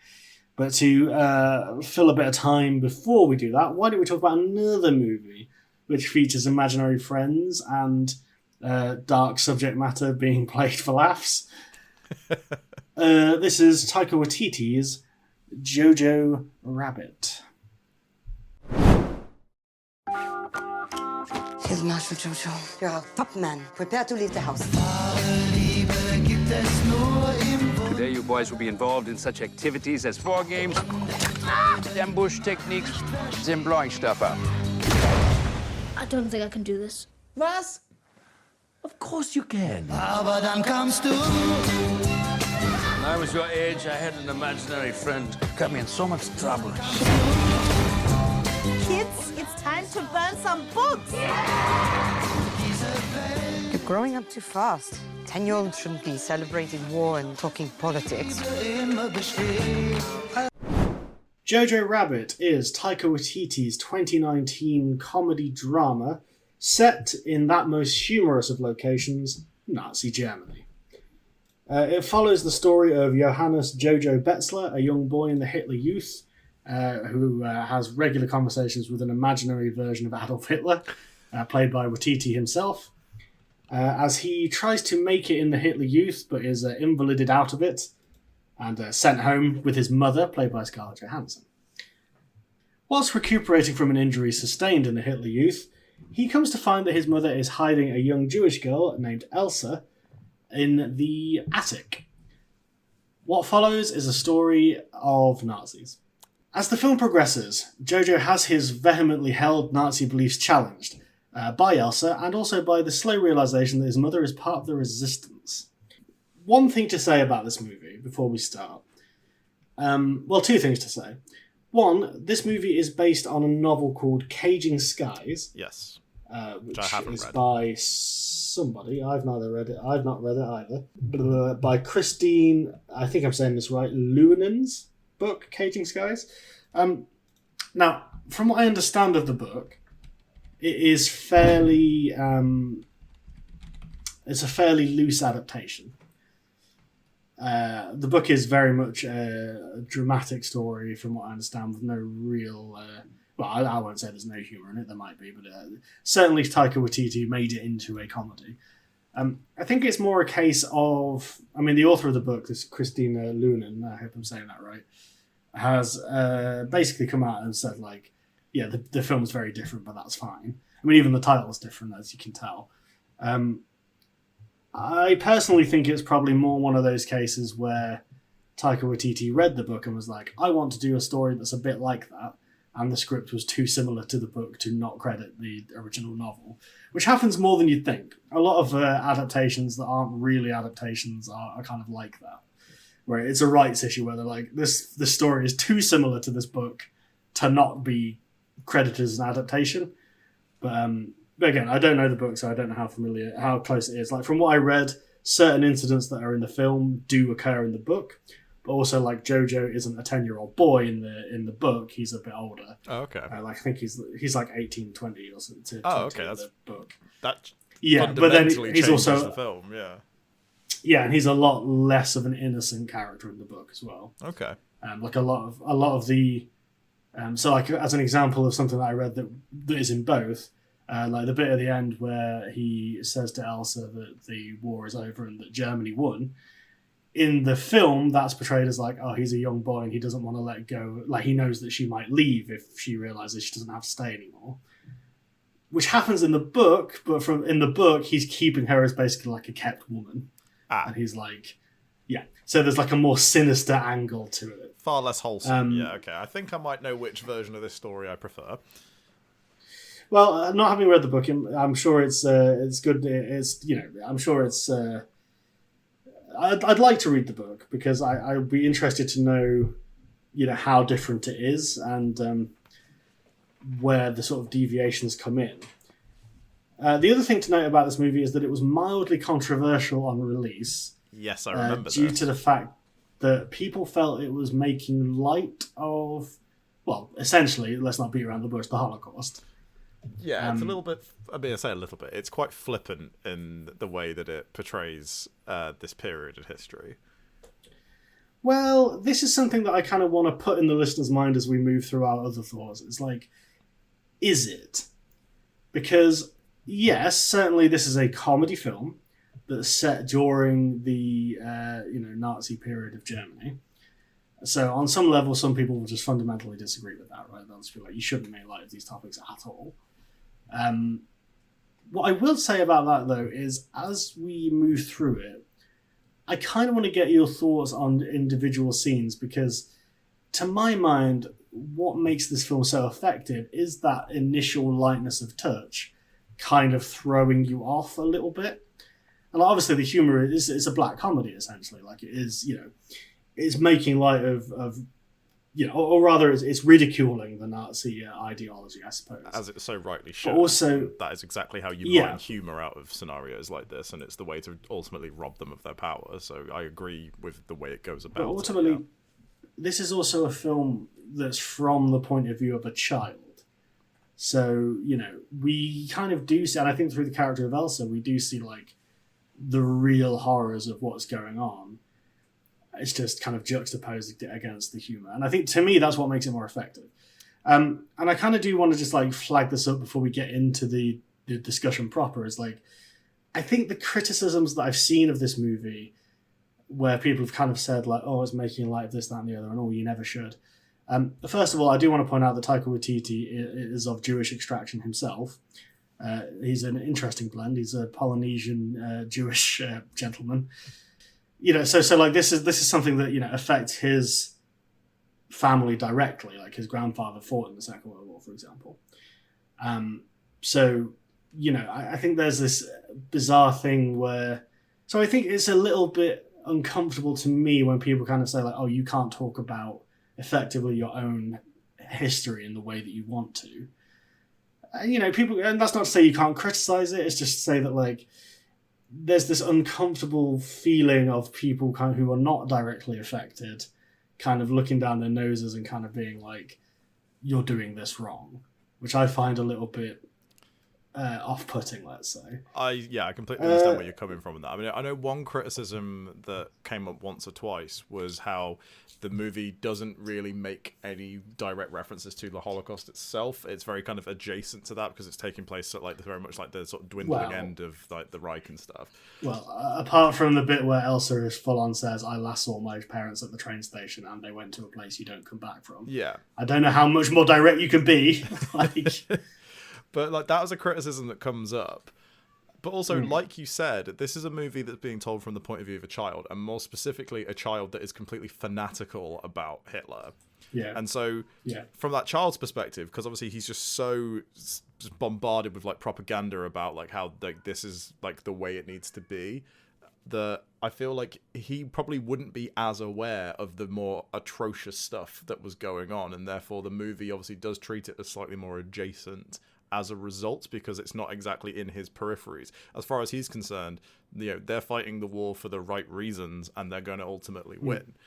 It's the and it's worth pointing out as well, like, for people who are interested in the real history, obviously you can look all this stuff up, but like, it's worth pointing out that Hitler at no point was like, yes, we're doing mass extermination camps. Like, people knew about it, obviously, because people were, in the army and they heard things, or they just realized that they sold it as labor camps, for example, but and there was a lot of propaganda around this stuff, obviously. So it's one of those things that like people didn't realize the Allies didn't realize the extermination camps existed until like they were actually there, liberating them, for example, or they'd heard bits and pieces and stuff like this. So in terms of that, it's like, I don't know how much this movie specifically, just based on the character it's following, based on where it's set and when it's set during the war, would actually get into that. Yeah. And besides, it makes it clear that like this is a life or death situation for Elsa, who is our Jewish character who we're following. They repeat that several times as well. Like, it's constantly brought up that if anybody finds out that she is in JoJo's house, like, that's it for all of them. Like, they will all be killed, and it's a constant threat that's there from the word go. Yeah, exactly. And so that's one thing I want to flag up. I mean, some people have criticized this movie as well, and I think this is maybe a slightly more valid criticism, where people have kind of said, like, it's a movie where a female character of an oppressed ethnicity, like, has to do the emotional labor for, a member of the oppressing people who happens to be male. I can see that. My counter to that would be that JoJo is a literal child. Yeah. And so in this instance, I think it's valid. I don't necessarily, obviously if it was an adult man and an adult woman, maybe we could talk about like that's maybe got some problematic elements to it. It's a valid criticism, but one that is so easily brushed aside by like what you just said. Yeah, like this is a child who's been so heavily indoctrinated, and therefore this is an opportunity for him to actually address those beliefs that have been instilled in him. And I think that I get why that is a criticism. I don't fully agree with it. There was another point as well that came up a lot in that, which refers to Sam Rockwell and, to a lesser extent, Alfie Allen's characters, because they're seen as good Nazis. The people feel and this is something that we'll definitely discuss as we go along, because I have my issues with this. I do too, but ultimately I don't think it's as black and white as what people, like particularly the people that were making that criticism, was saying. To be clear, I mean, I have my issues with the criticism. Oh, okay, fair enough. Because they were saying like, saying like not all Nazis. Like, that's not what it's saying. That's a very to the point way of putting it, and I don't think that's the case at all. Yeah. So actually, we can discuss this, and then we can get into the point by point of the plot, I think. So, so we should say, because I didn't mention him in my preamble. Sam Rockwell plays character Captain Klenzendorf, who is the leader of the Hitler Youth Camp. When we're introduced to him, he is kind of bitching about the fact that he's basically been invalided out of the army because he's blind in one eye. We see that he's kind of hanging around with Alfie Allen's character the whole movie, because actually he goes from being the leader of the Hitler Youth Camp to being, because JoJo blows himself up with a grenade, he gets done for neglect and kind of busted down again to be working, to basically just being like an office boy, essentially. Yeah. And we see that this character is kind of conflicted because he wants to be on the front line, like he's clearly a career soldier. But also as the movie goes along, I mean, actually, from one of the very opening scenes, like where you see one of the book burnings, you see that he's kind of, he's drinking heavily throughout that, and he's looking on that with disdain. And there's various hints throughout the movie, like when JoJo brings up Jews and stuff, he kind of brushes it aside and changes the subject, or kind of ridicules JoJo's beliefs about the Jews and stuff. Obviously, there is a very strong implication that he and Finkel, which is Alfie Allen's character, are gay or have homoerotic feelings for each other. I don't think it's an inclination. It's absolute truth. Like, they are so gay.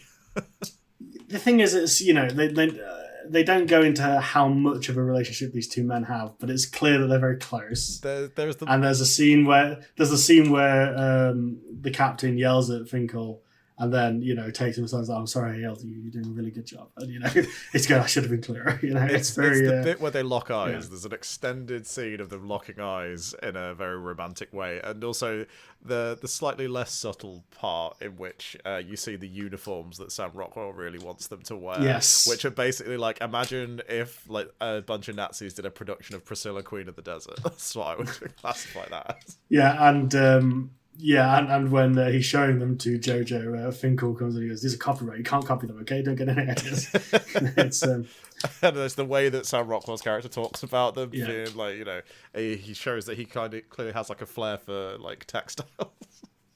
Yeah, and this is like a bit of a Taika Waititi trope, is this idea of like he likes to include characters who are of a queer persuasion. Not often super explicitly, but there'll be enough there that you can't deny it.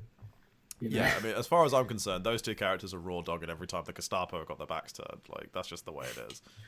Yeah. So, and we'll kind of get into this because we actually find out that Captain Klenzendorf has a lot of interesting dimension to him. Because yes, he is helping the war effort for the Germans. But then he is a German soldier, so that's what they would do. Yeah. However, he seems to harbour no real prejudice towards Jews, or at least not super explicitly. I mean, he actively helps Elsa hide in the scene with the SS officers. He also actively saves JoJo's life at the end of the movie. He does, yep. At the expense of his own, which I think is the issue that a lot of people take with it. My read on this character is complicated. I do think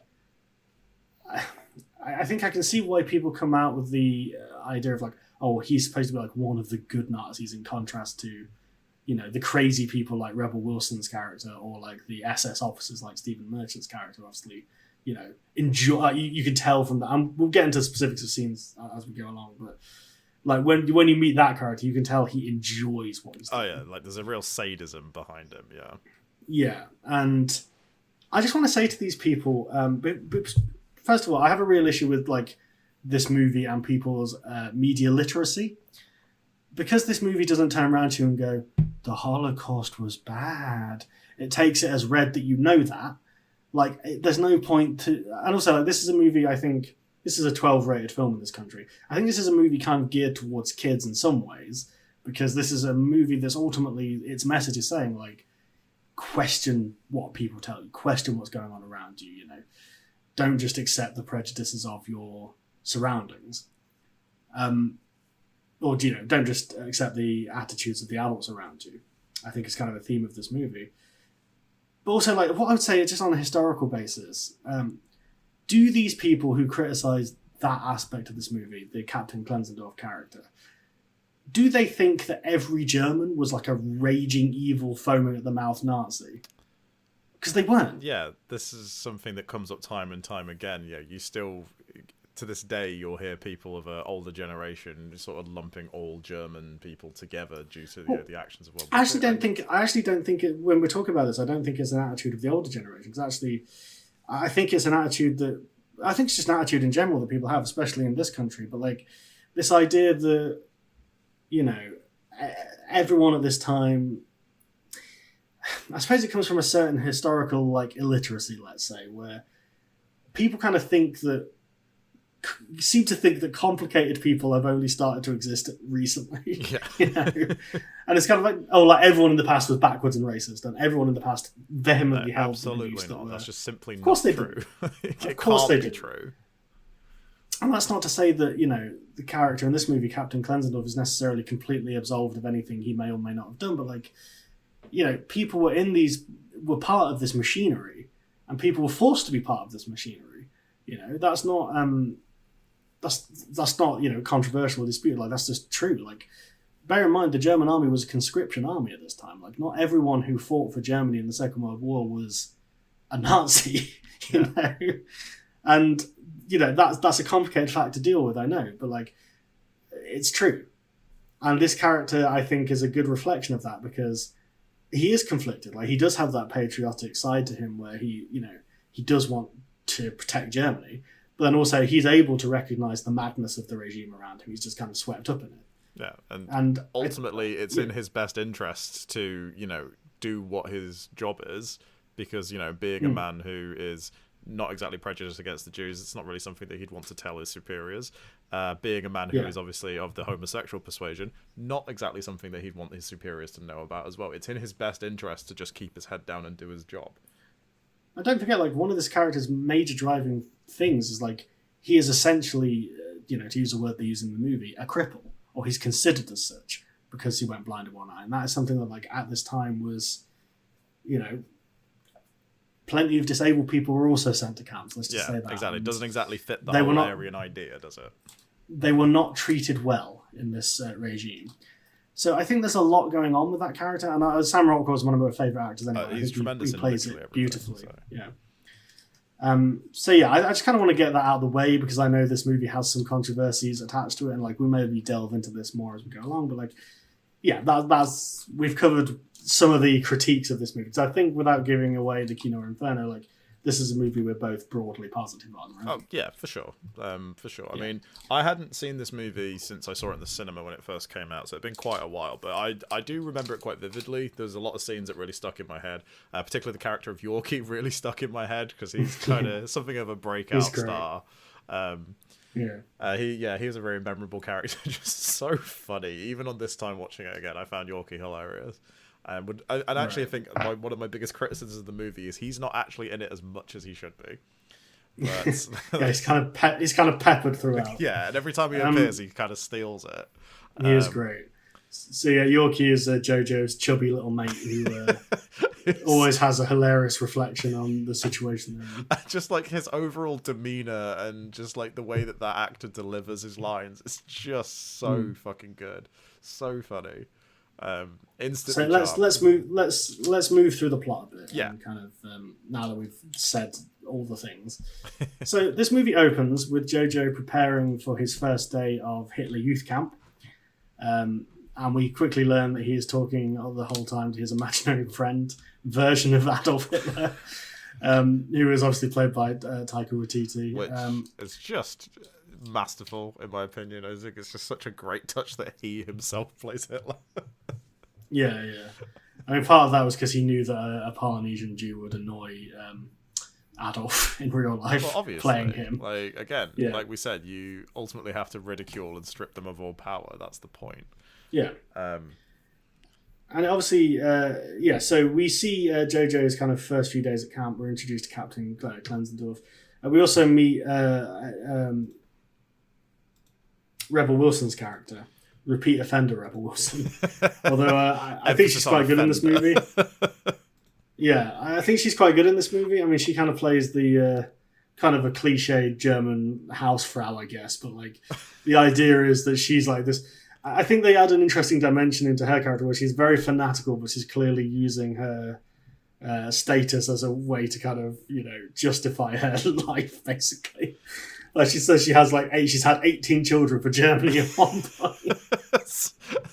She definitely gets the darkest material in the film, I think. Yes. Like, she gets given all the really heinous shit to say. The line where she says that Jews can hypnotise people, and they hypnotise their uncle into having a sexual relationship with their sister. And certain other lines, right? For me, it's where sticks the hand grenade in the kid's trousers and goes, "Go and hug that American man." Just sends that child off to die.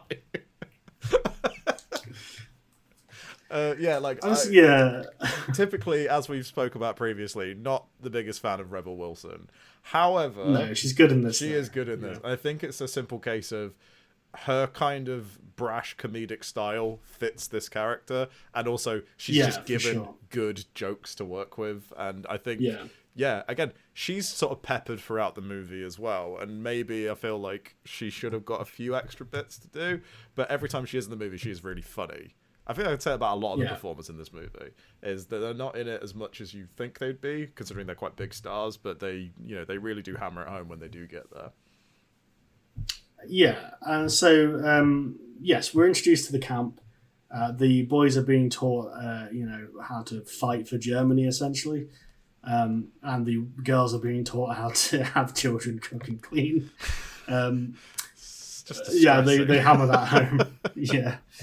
And essentially, so some of the older boys are bullying JoJo and saying, well, if you're a real man, you'll be able to kill this rabbit. And this is where the title of the film comes from. He fails to do so, and they all mock him for it and call him JoJo Rabbit. And obviously that's kind of the first indication we get that, like, although JoJo talks the talk, he is not a true psychopath like these older boys. Well, he's not, as there's a common thread throughout the movie, is he keeps getting told, "You're not a Nazi." Yes. Yeah. And, he keeps refusing to believe that. I also think this is an interesting point to kind of bat back some of the criticism we were discussing, is like, what this movie makes abundantly clear is like the people, like the ideology of the Nazis was like a bully's ideology, right? Yeah. Like it's this idea of like, the weak must make way for the strong, essentially. And that's what we're kind of seeing in this scene, is like JoJo is a real person who's just been kind of swept up in the time that he lives in. Whereas these older boys are completely gone. They know that they can use this regime and this status that they're afforded to pick on people weaker than them. And this is something that we see throughout the movie, actually. When we get to the scene with Stephen Merchant, we'll probably discuss that some more. But it kind of shows that. So I think what this movie kind of touches on a lot is this idea of like how people cling on to their humanity in small ways in these situations. Like we said, I think that's part of Captain Klenzendorf's character as well, as like he is someone who feels kind of adrift in what's going on around him because he can recognize the madness, and he kind of seems like he's powerless to do much about it. But he takes those very small moments where he gets to display his human side a little more. Ultimately, he is not a Nazi. Like, no, this movie makes that quite clear in the way that he, has no real prejudice against Jewish people, and is just very much just getting on with it. Like, he's got no interest in his job. When there are these like, "Oh, I'm teaching the kids how to do combat in war," all those children jump in the water, and he just could not care less. yeah. I like the bit. So we should say this is how JoJo sustains his injuries. That he feels that he has to prove himself to the older boys. And so while Captain Klenzendorf is doing a grenade, I guess I don't exactly know what's going on here. I guess he's just teaching them how to throw grenades properly. JoJo runs in, grabs it to prove he's fearless, and goes to throw it, but it bounces off a tree and it blows up in his face. I love Sam Rockwell's delivery at the end of that sequence where he just goes, "Don't do that."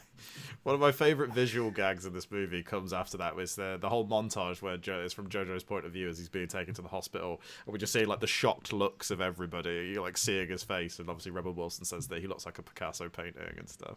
Yeah. But it's the bit where he's being wheeled down the corridor, and Taika Waititi's Hitler's going after him and gives him the thumbs up, and then just this bloody hand raises up into frame to give him a thumbs up. I just find that fucking great. It's so funny and just also really fucking horrible. So JoJo sustains some facial scarring, and also his leg needs a lot of physical therapy. So he can't be in the Hitler Youth. He can't be in the Hitler Youth camp at any rate, but he has to stay at home. Yeah, because his whole ambition is to be one of Hitler's personal guards, isn't it? Like, that's what he wants to do. Yes. And at this point, we're introduced to his mother, Rosie, played by Scarlett Johansson.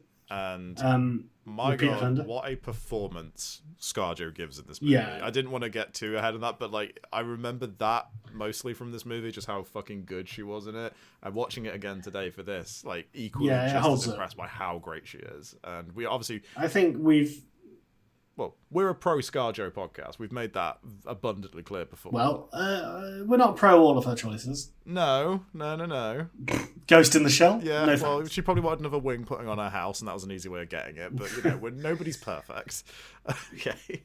No, we're certainly in the camp of ScarJo is better than she's often given credit for. I mean, I think she tends to kind of sleepwalk through those Marvel movies, but like... Most people do, man. That's the thing. Like, those Marvel movies, they're a way that... And this is something that I think we may have talked about it on the show before, but Glenn Close appeared in Guardians of the Galaxy just to appease her agent so that she could do as many indie movies as she wanted. And it seems like the vast majority of people that do those Marvel movies, that's why they do it. They do it because if they do one of those movies in a year, they're free to do whatever the hell they want afterwards. Yeah, and I think like this movie, I mean, we talked about Under the Skin earlier this year. This movie definitely kind of shows off like how good Scarlett Johansson really can be when given the right material and working on something that she's clearly more invested in. Yeah. Because I think she's amazing in this film, and like considering the, we generally associate ScarJo with kind of sex symbol roles and stuff like that, very sexy roles. I think this movie where she plays JoJo's mother, I mean, she's obviously very attractive. Like, that's not something that they try and downplay in this movie. I mean, she even says herself that that's her. She says that she's cursed to be beautiful. It's a curse, yes. But she's kind of like, I don't quite know how to put it into words for people who haven't seen it, but she kind of plays like almost the platonic ideal of a mother. Like, she's kind of, and like part of that's the writing. That's obviously not to get too ahead of ourselves, but obviously this is to make us feel a certain way later on in the movie. But she kind of is this kind of she has this kind of angelic presence to her in this movie, which I think is very effective.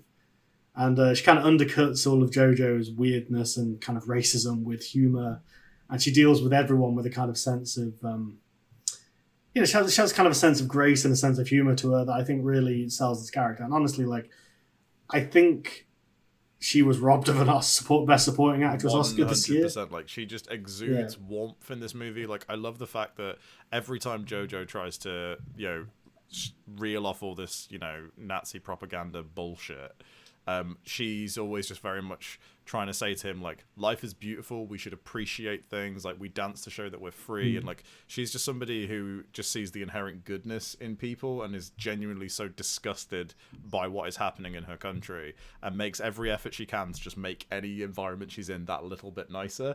But she also takes no shit, because I love the scene where she walks into Sam Rockwell's office, boots him in the bollocks, and basically is like, "Oh, so you crippled my son, so you're going to be responsible for him now, I guess." And she just takes no shit. And I honestly, I want to marry Rosie. Like, my God, wife goals. She is wife goals. She's such wife goals. And to kind of to jump around a little bit, obviously we learn that she is kind of quietly very brave in her own way. She's obviously part of the resistance in some form or another. We don't totally get what she's doing, but she's passing messages. We see that. And obviously she's hiding Elsa in her house fairly effectively, it would seem.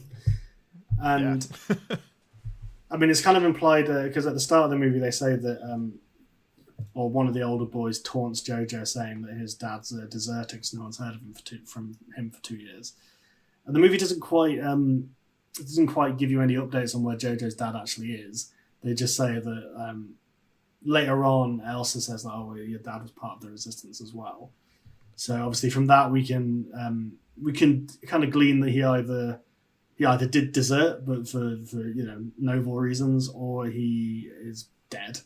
Well, there is a line towards the end of the movie where they state that he's going to come back once the war is over, but obviously nobody knows that to be like an absolute truth. It's but JoJo. It's JoJo who says that though, which makes me think like maybe something might have happened to the dad at some point. Yeah. But anyway, that aside, Because actually, speaking of JoJo's father, I think one of the best scenes in this movie, and definitely Scarlett Johansson's best scene in this movie. I already know exactly. You what know you're exactly say, what we have to shout the scene out, even though we're jumping around. So this is after JoJo discovers Elsa, and he's kind of he's kind of wheedling at his mother without revealing that he's actually seen her.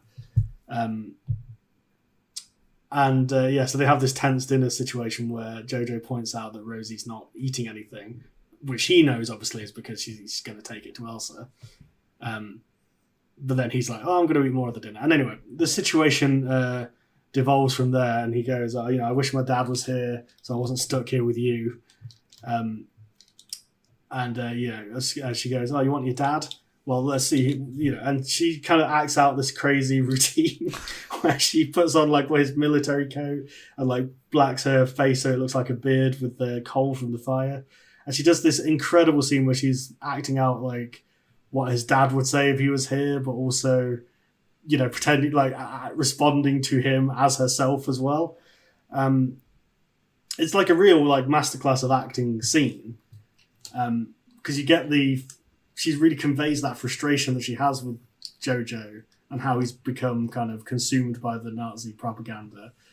But also you get that sense of like, she's obviously missing her husband greatly, but also like, there's only so much she can do. And, it becomes this, it's like just a really interesting, well-acted scene. And it also is so completely in keeping for her character. I think in a lot of other movies and a lot of other like characters, having somebody do that and have like a conversation with themselves, like especially like a historical movie like this as well, like having a character doing a bit like that it feels weirdly inappropriate, but she just sells it.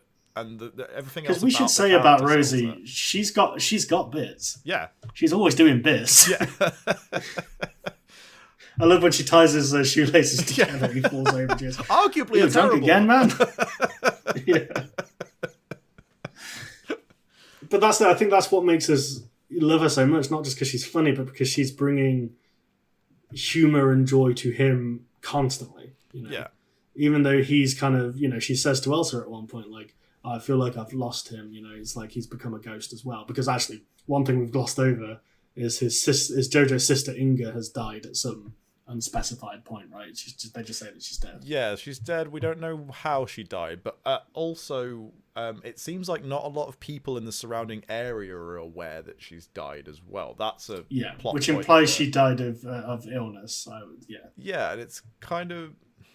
I don't know, if I have to levy one criticism at this movie, the handling of that character and the fact that, like, they say that people don't seem to be aware that she's dead is a little bit odd, because, like, where was the body? And, Well, I don't think it's that literally no one's aware of it. I think it's more just, like, as you would in that situation, I think it's more just, they probably didn't have much of a funeral. They just kind of buried her, paid their own respects and moved on, is the sense that I kind of that's fair. Yeah, I mean, I understand that. I don't think it's the case that literally, and actually, they do point out that, like, we're jumping around a bit, but they do point out that when Elsa pretends to be Inga, that at some point someone will figure them out, right? Yeah.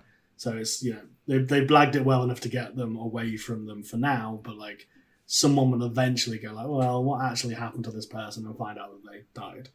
Well, it seems like the right time to actually not only move the plot forward, but we can actually talk about Elsa as a character, because like the majority of the second act of the movie really revolves around her and JoJo's interactions. So Elsa, who's played by Thomasin McKenzie, who's very much been on the rise as of late. Obviously, we've mentioned the movie before, but yeah, she was in Last Night in Soho recently, which I really enjoyed. And she was also in M. Night Shyamalan's Old. Oh, is she? Yes. Oh. Well.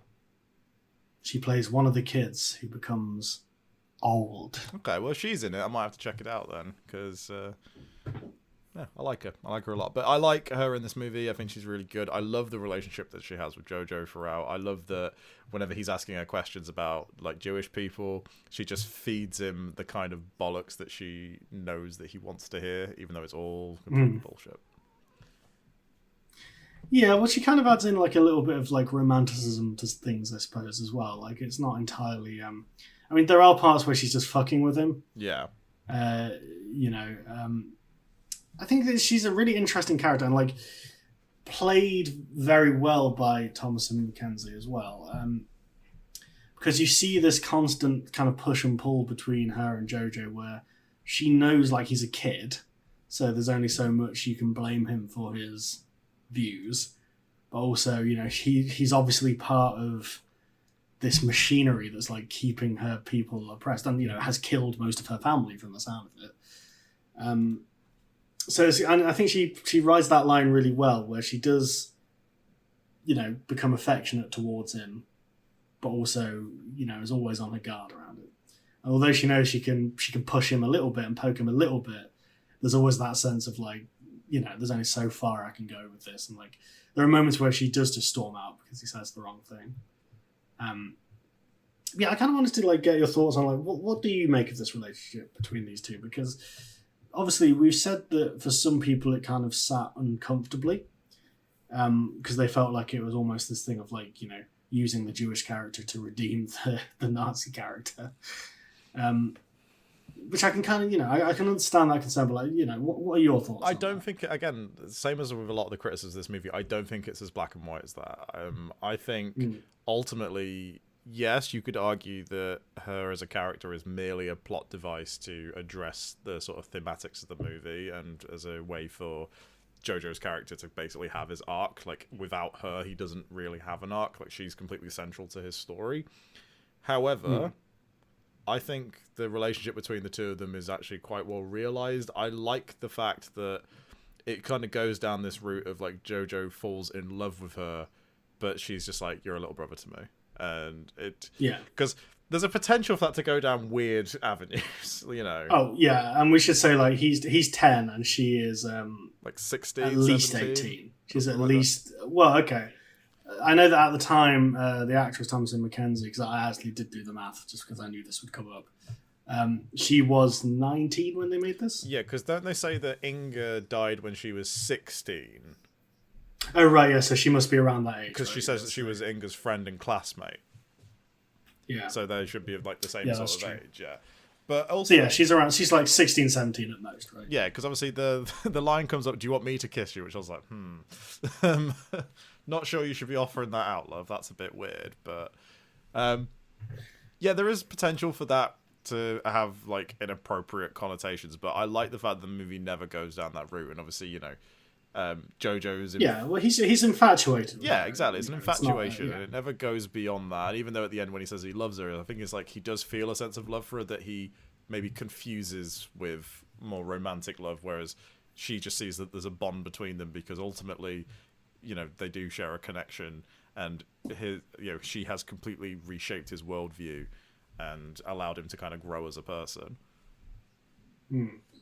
Yeah. He does stab her, though. He does stab her. Yeah, that happens. I forgot he stabbed her. But, you know, I'm not excusing the stabbing of anybody, but no. Under the circumstances of that scene, it's easy to understand his actions. Yes, he's lashing out. Yeah, well, we may as well get to that scene. So, you know, as the movie goes on, we do obviously discover that Rosie is part of the resistance. We see her leaving notes everywhere. Obviously, you know, she is hiding a fugitive, essentially, by having Elsa in the attic. And so we don't get a whole lot about the resistance as a whole. Like, we don't really find out a whole lot about, like, their operations. But again, like you were saying earlier about a lot of people's, like, sort of media literacy, we know that people were opposed to the Nazis. We don't really need to know the specifics.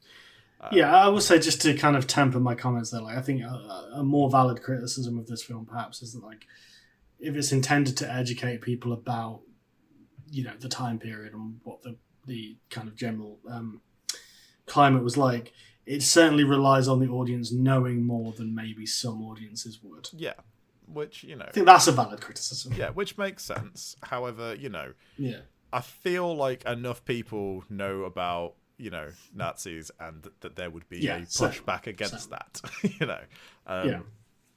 But no, so, because earlier in the movie, there's the scene where they see the bodies hanging in the street. And and Rosie makes JoJo look at it, which I think is a really, really great little scene and a very important moment overall, because she's making JoJo see the real horror of what it is that he's supporting.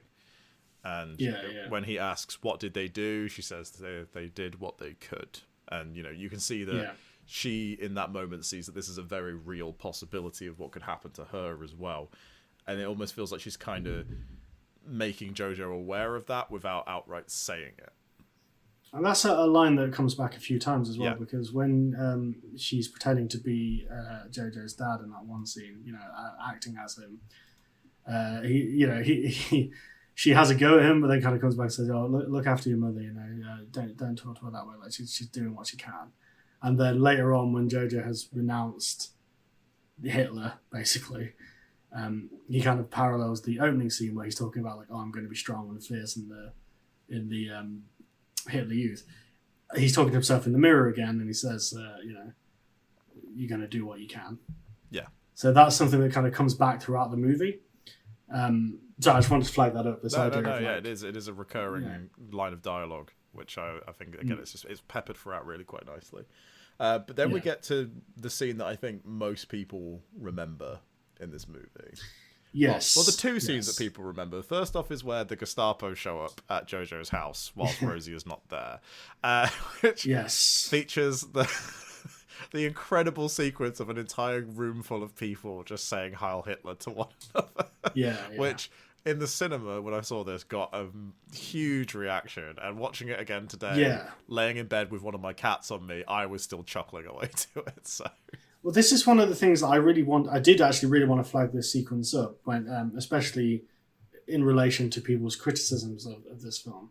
So obviously the gag, it was in the trailer, but then it's even funnier in the film because it goes on for so long. It's ridiculous. These five or six Gestapo officers turn up at JoJo's house while Rosie's away.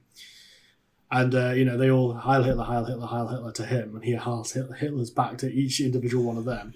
But then the captain and Finkel show up, and they each get they each get a Heil Hitler from, and it goes on and on and on and on.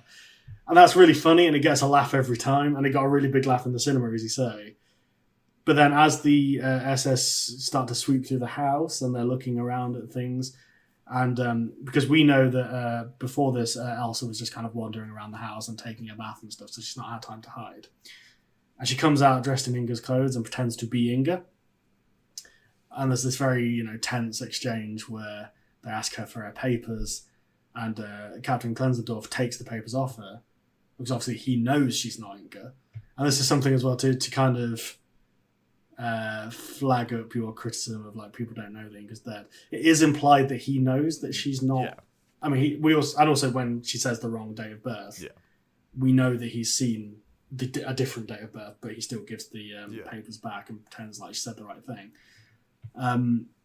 So yeah, because he even says to JoJo like, "Oh, I didn't know you had a sister," but in a way that kind of suggests that like he probably, because he knows Rosie, so I would imagine there's But anyway, that's just a side note. Yeah. I think the other important aspect of this scene for me is when Elsa is stood in the doorway pretending to be Inga, and they do the Heil Hitler to her, and that this is where I was going. That really visible look on her face of just how uncomfortable she is having. And this is what I think.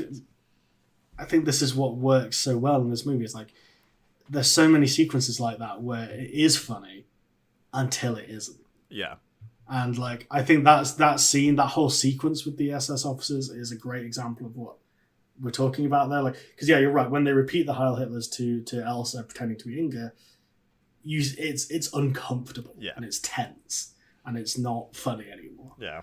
And I mean, this leads to the biggest moment of this in this film, of course, and the reason that the Captain Klenzendorf has shown up, it's implied. Because he even says as he's leaving, look after your sister and don't go outside. Stay in today. JoJo does go outside, and obviously we see the second most memorable moment of this film, where we see that Rosie has been hanged in the town square, and it's like it's one of those scenes that like I've seen this movie I think 3 times, but every time it gets you because it's so well set up. You never see her face when she's hanging there. Yeah. You never see the full body shot, but Watiti has drawn your attention to her particular shoes, throughout the movie. And there's two particularly memorable shots where you get the close, like she's introduced shoes first a couple of times. One is where she's like walking along the kind of park wall and dancing on there. And then one is when she goes to the swimming pool and says, "Oh, I've got to go out, so stay here and be good," kind of thing. And then obviously we see JoJo kind of, he's like following a butterfly or something. And then, you know, you see the shoes before he does, and then he slowly turns around. And he obviously realizes what's happened. It's such a fucking gut punch, that scene. And again, I remember, and I imagine you probably had the exact same experience as me, where seeing this in the cinema, there were audible gasps when it happened. Yeah, gasps. And it was like, honestly, like such a fucking powerful moment that I was dreading when I watched it this morning. I was dreading that scene coming up because I knew exactly how it would make me feel. Yeah. And it fucking stings. It really does. It's even like the little details of it, like he's chasing the butterfly, which is something actually kind of like pure in this awful fucking world that he's in, which is then completely then just cut off by the death of his mother. And like you said, there's all the motif throughout the movie where you keep seeing her shoes, and every single time they're shown, it's always in motion, or like, you know, when she's kind of like walking across the wall and sort of skipping and dancing, and now it's just they're stationary. And it's so fucking. I'm giving this movie Kino just for that bit, like just so. It's absolutely brutal. It's a tearjerker every time, and it's brutal without being graphic in any way as well. And I think that's what's so masterful about it. Yeah, and I think it's more tragic because it affords Rosie the dignity of not showing her corpse just swinging. Yeah, like because we never see that. Like the sequence is like he starts, you know, he embraces her legs as sort of can reach, and then, you know, we see him just kind of sitting and staring up at the corpse, but you never see her face in that sequence. No, like you see her you see the full corpse in like a big wide shot, but there's no specific details. Like that's literally likely just a dummy, you know, like it's not actually ScarJo up there. And again, I think if there was like a really graphic shot of her, you know, bloated face with a tongue like that would completely undercut the moment and just be far too it'd be too much. It'd just be horrible. Like it wouldn't have the same impact if you went full horror with it, I guess. And it's so, because I was watching it this time, because obviously when I first watched it, it kind of came out of nowhere and was a real gut punch. But then on the rewatches, it is because obviously that's why the SS have turned up. Yeah, because they've found out that she's part of the resistance or whatever. And they're obviously looking for anything she might have stashed away or anyone she might have stashed away. And like on the rewatch, it is even more doom-laden than it is when you watch it for the first time, because the SS show up and you know that it's happened. But then Captain Klenzendorf and Finkel show up because they've and like he even runs in saying like, "Oh, I ran here because the tires on my bike went out," kind of thing. So obviously he's been pounding the pavement to get there to make sure JoJo's all right, because he's obviously just seen that Rosie's been killed, right? So that's a really interesting scene when you rewatch it, because when you first see it, obviously you don't know that Klenzendorf is going to be okay with Elsa, or he's going to, like, you know, do his best to keep the SS away from her in that moment.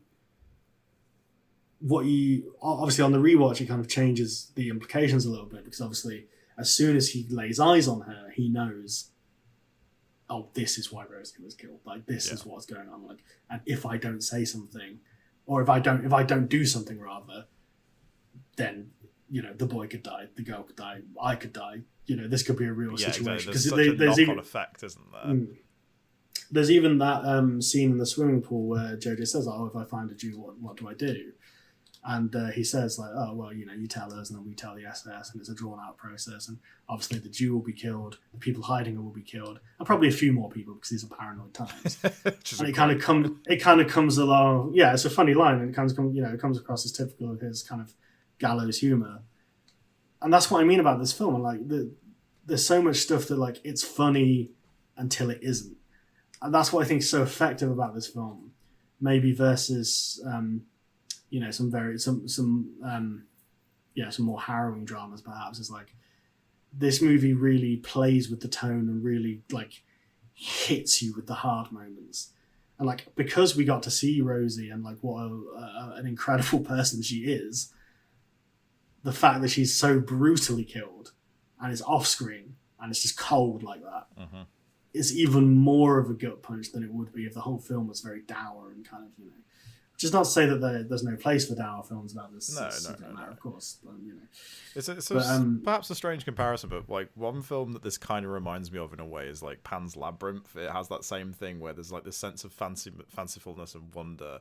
That's the backdrop of it. Obviously, there's there's all this horrific stuff that happens in that movie that's juxtaposed against the more fantastical elements. And it reminds me of that. Only, of course, Pan's Labyrinth is not a broad comedy throughout most of its runtime, unlike this. No, it's pretty harrowing. Yeah, but again, I feel like it's. But I can see where you're coming from. Juxtaposition of like the fanciful stuff versus the real, quite harrowing realism of like this situation that they're in. Yeah, I can see where you're coming from with that. So to kind of wrap up the movie, the rest of the movie is pretty much just, Jojo doing his best to keep him and Elsa alive, and then the Russians and the Americans storm into Berlin, and the war ends. Obviously, we've alluded to this already that Klenzendorf basically he faces the firing squad at the end because he chooses to save Jojo. Because Jojo, he's kind of forced as Yorkie is to, and there is truth in this, by the way, that women and children guns were forced into their hands and sent out into the street. You see that a lot in this movie. You see just civilians with like pots on their heads and firearms and stuff. There's like this last ditch attempt to cling on to this failing regime. Yeah. And it's a really interesting scene because you get that slow motion sequence where he's walking through all the devastation, and you see like the city's kind of collapsing, and the Allies are kind of rolling into town, sort of thing. And there's still some levity to it because then it does cut to Sam Rockwell and Alfie Allen in their ridiculous outfits. Also, I think what's interesting about that is like it is funny and it got a laugh the first time I saw it. But I think what's interesting about it is kind of the symbolism for the ridiculousness of the regime in general. Like they've trussed themselves up in this way for this final, for what we know is their last stand. Yeah, I like that as a detail that like they're basically this is their this could be the last time they ever get to just be the versions of themselves that they want to be. So why not go out like that? Yeah, and there is kind of this interesting duality to those characters where we do sympathise with them and we do feel like there's this, even though they from a British person's perspective they're the enemy, obviously. Yeah. But we sympathise with them because they're human beings. We're just caught up in their circumstances. Exactly. It's not a thing of they're the good ones, quote unquote. It's just like this movie's it does kind of drive home the fact that there is this human waste to war in general. Yeah. Whether or not someone is totally good or totally bad, like this, it's like a machine of slaughter, right? And that I think is kind of where we see this kind of juxtaposed with Rosie's character, where she is this character of like endless kind of compassion. And you see that like there's that very brief scene where they're on the bicycles and you see the young soldiers who have been invalided back, like they're all missing eyes and missing limbs or what have you. And she kind of calls out to them saying like, "Oh, go home and kiss your mothers," kind of thing. And you can see that it cheers them up. And it's like, I think that's ultimately what this movie's really about is like, you don't get to pick the times that you exist in. You've just got to try and do what you can, as they say. Absolutely. And I find that last scene with Sam Rockwell really moving because obviously he realizes that JoJo's wearing a Nazi uniform. Yeah, because Rebel and he's Wilson like, puts him in it, doesn't she? When she's just like... And he kind of realizes like, the Allies have won. They've taken the city. So whatever's going to happen to JoJo isn't going to be good, And so he strips it off him. And he takes the time to say, like, your mother was a good person, like an actually good person. Yeah. And, he takes the time to kind of commend him for his creativity and so forth. But then he kind of shoves him away going, "Get away from me, dirty Jew," and like spitting on the ground. Yeah, literally. Yeah, this is a movie where Sam Rockwell spits on a child. And, the Allies separate them because they assume it's a vile Nazi beating on a child. And then, obviously, we don't see the death, like it's afforded some dignity, but we hear the firing squad executing him. And you see from JoJo's face that like that's what's just happened. It's the way JoJo runs away covering his ears that I think really like sells the just the horrific nature of what's going on in that. It's just a little touch that I think really adds a lot. But no, I feel like everything that you're saying there is completely bang on, because all throughout the movie they keep making this distinction between these are people, these are Nazis. They're like, just because they are German people, they are not Nazis, and it makes such a clear distinction and really kind of delves into that in a way that I think a lot of those criticisms that are talking about this movie, just I don't know how they didn't get that, or like I don't know how you can not watch this movie and take away from that. Well, I think it's to do with a kind of not understanding the cinematic language of this film. We can get a bit pretentious. Because one thing that I will say that I think I've picked up on, and so, people I've spoken to about this movie have picked up on, but I don't see discussed a lot in these kind of critiques or reviews, is like the early stage of this film is all shot in very like warm tones, almost kind of Wes Anderson-esque in some ways. Moonrise Kingdom got brought up a lot in the criticisms. And definitely in the camp scenes, it's very reminiscent of Moonrise Kingdom, I think on purpose. But then as you see in the third act, the colour palette becomes very cold. Everything becomes very washed out. And like as you're seeing JoJo walk through like the bombed out ruins of the city versus the earlier scenes where everything's a little bit more picturesque and a little more kind of almost fairy tale-esque, there is this very subtle contrast between like JoJo, we're seeing the movie from JoJo's perspective, so there is this contrast between what he sees his reality as at the start of the film and what he sees it as at the end. And I think that's something, again, because it's one of these things where, and I mean this with the greatest of respect to our American listeners, I think there is a thing in American media, especially in American media criticism, where they want the thing to say, this is bad, don't do it. You know what I'm saying? Yeah. And like, no, completely. I think this movie is saying that, but I think it's also coming at it from a perspective where it's talking more in terms of the humanity of the situation rather than the ideology. I mean, they marketed this movie as like an anti-hate satire, and I don't think that's entirely accurate. Obviously, it is satirical. That's there, but it's not the focal point of the movie, no. Yeah, but when I think of this movie, I think more about the... like, it is a black comedy, it is funny, but I also think of the more tragic elements to it, and like, I think that's exemplified by all of these characters. Like when you look at the captain, I don't think the movie is saying he's one of the good ones. I think it's saying like, oh, he could have been a good man. Yeah. There's things he could have done. Like he has this nobility inside him, but because of circumstance or because of the time he existed in, or because of ideologies that he may or may not have bought into. Because like, okay, admittedly, he's not a dyed-in-the-wool Nazi. We see that, but also he is someone who values the fatherland and he does want to, defend Germany, so to speak. He's not exactly a member of the resistance. Although, in my opinion, having seen this movie a few times, I think it's implied that he sort of knows that Rosie is and kind of turns a blind eye to it. And I think this movie is about that nuance to some degree, where it's like, well, there are people on both sides who are just trying to get through. Yeah, who are they just are trying literally to doing what they can, exist. As they keep saying. Yeah. And again, I'm with you on that in the sense that to me, like the sort of broad black comedy elements of it really do stand out to me. But it is ultimately like the human drama and like the little character pieces, like that utterly incredible scene with Scarlett Johansson doing the bit with the coal across her face and stuff. Like, it's just moments like that that really just elevate this film for me and make it about more than this really quite just this really unfair labeling of it being that Nazi comedy movie. I'm like, there's so much more to this film than just the whole World War II Nazi element. Like, there is a lot more going on with it, and I think it's just kind of see that in the imaginary friend aspect as well, because to kind of label we it. See that in the imaginary friend aspect as well, because we see that we haven't even talked about that. Yeah, I know. There's a lot to get into in this movie, but just to kind of bring it back to that, JoJo's perception of Hitler, like when we first see him.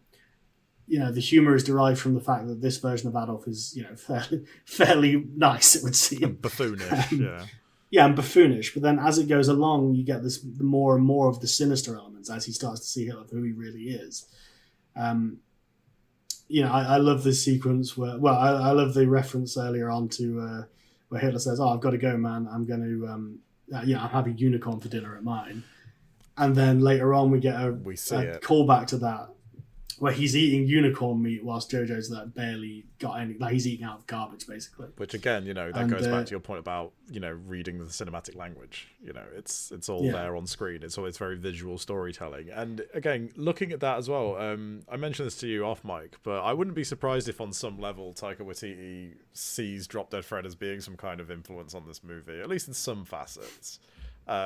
Because again, it's implied that the imaginary friend version of Hitler belongs to this imaginary world where he says, I have to go, we're having you. It's like, who's we? Are there other people in this? Is Hitler part of the same weird imaginary friend world that Fred is? Maybe. Yeah, maybe.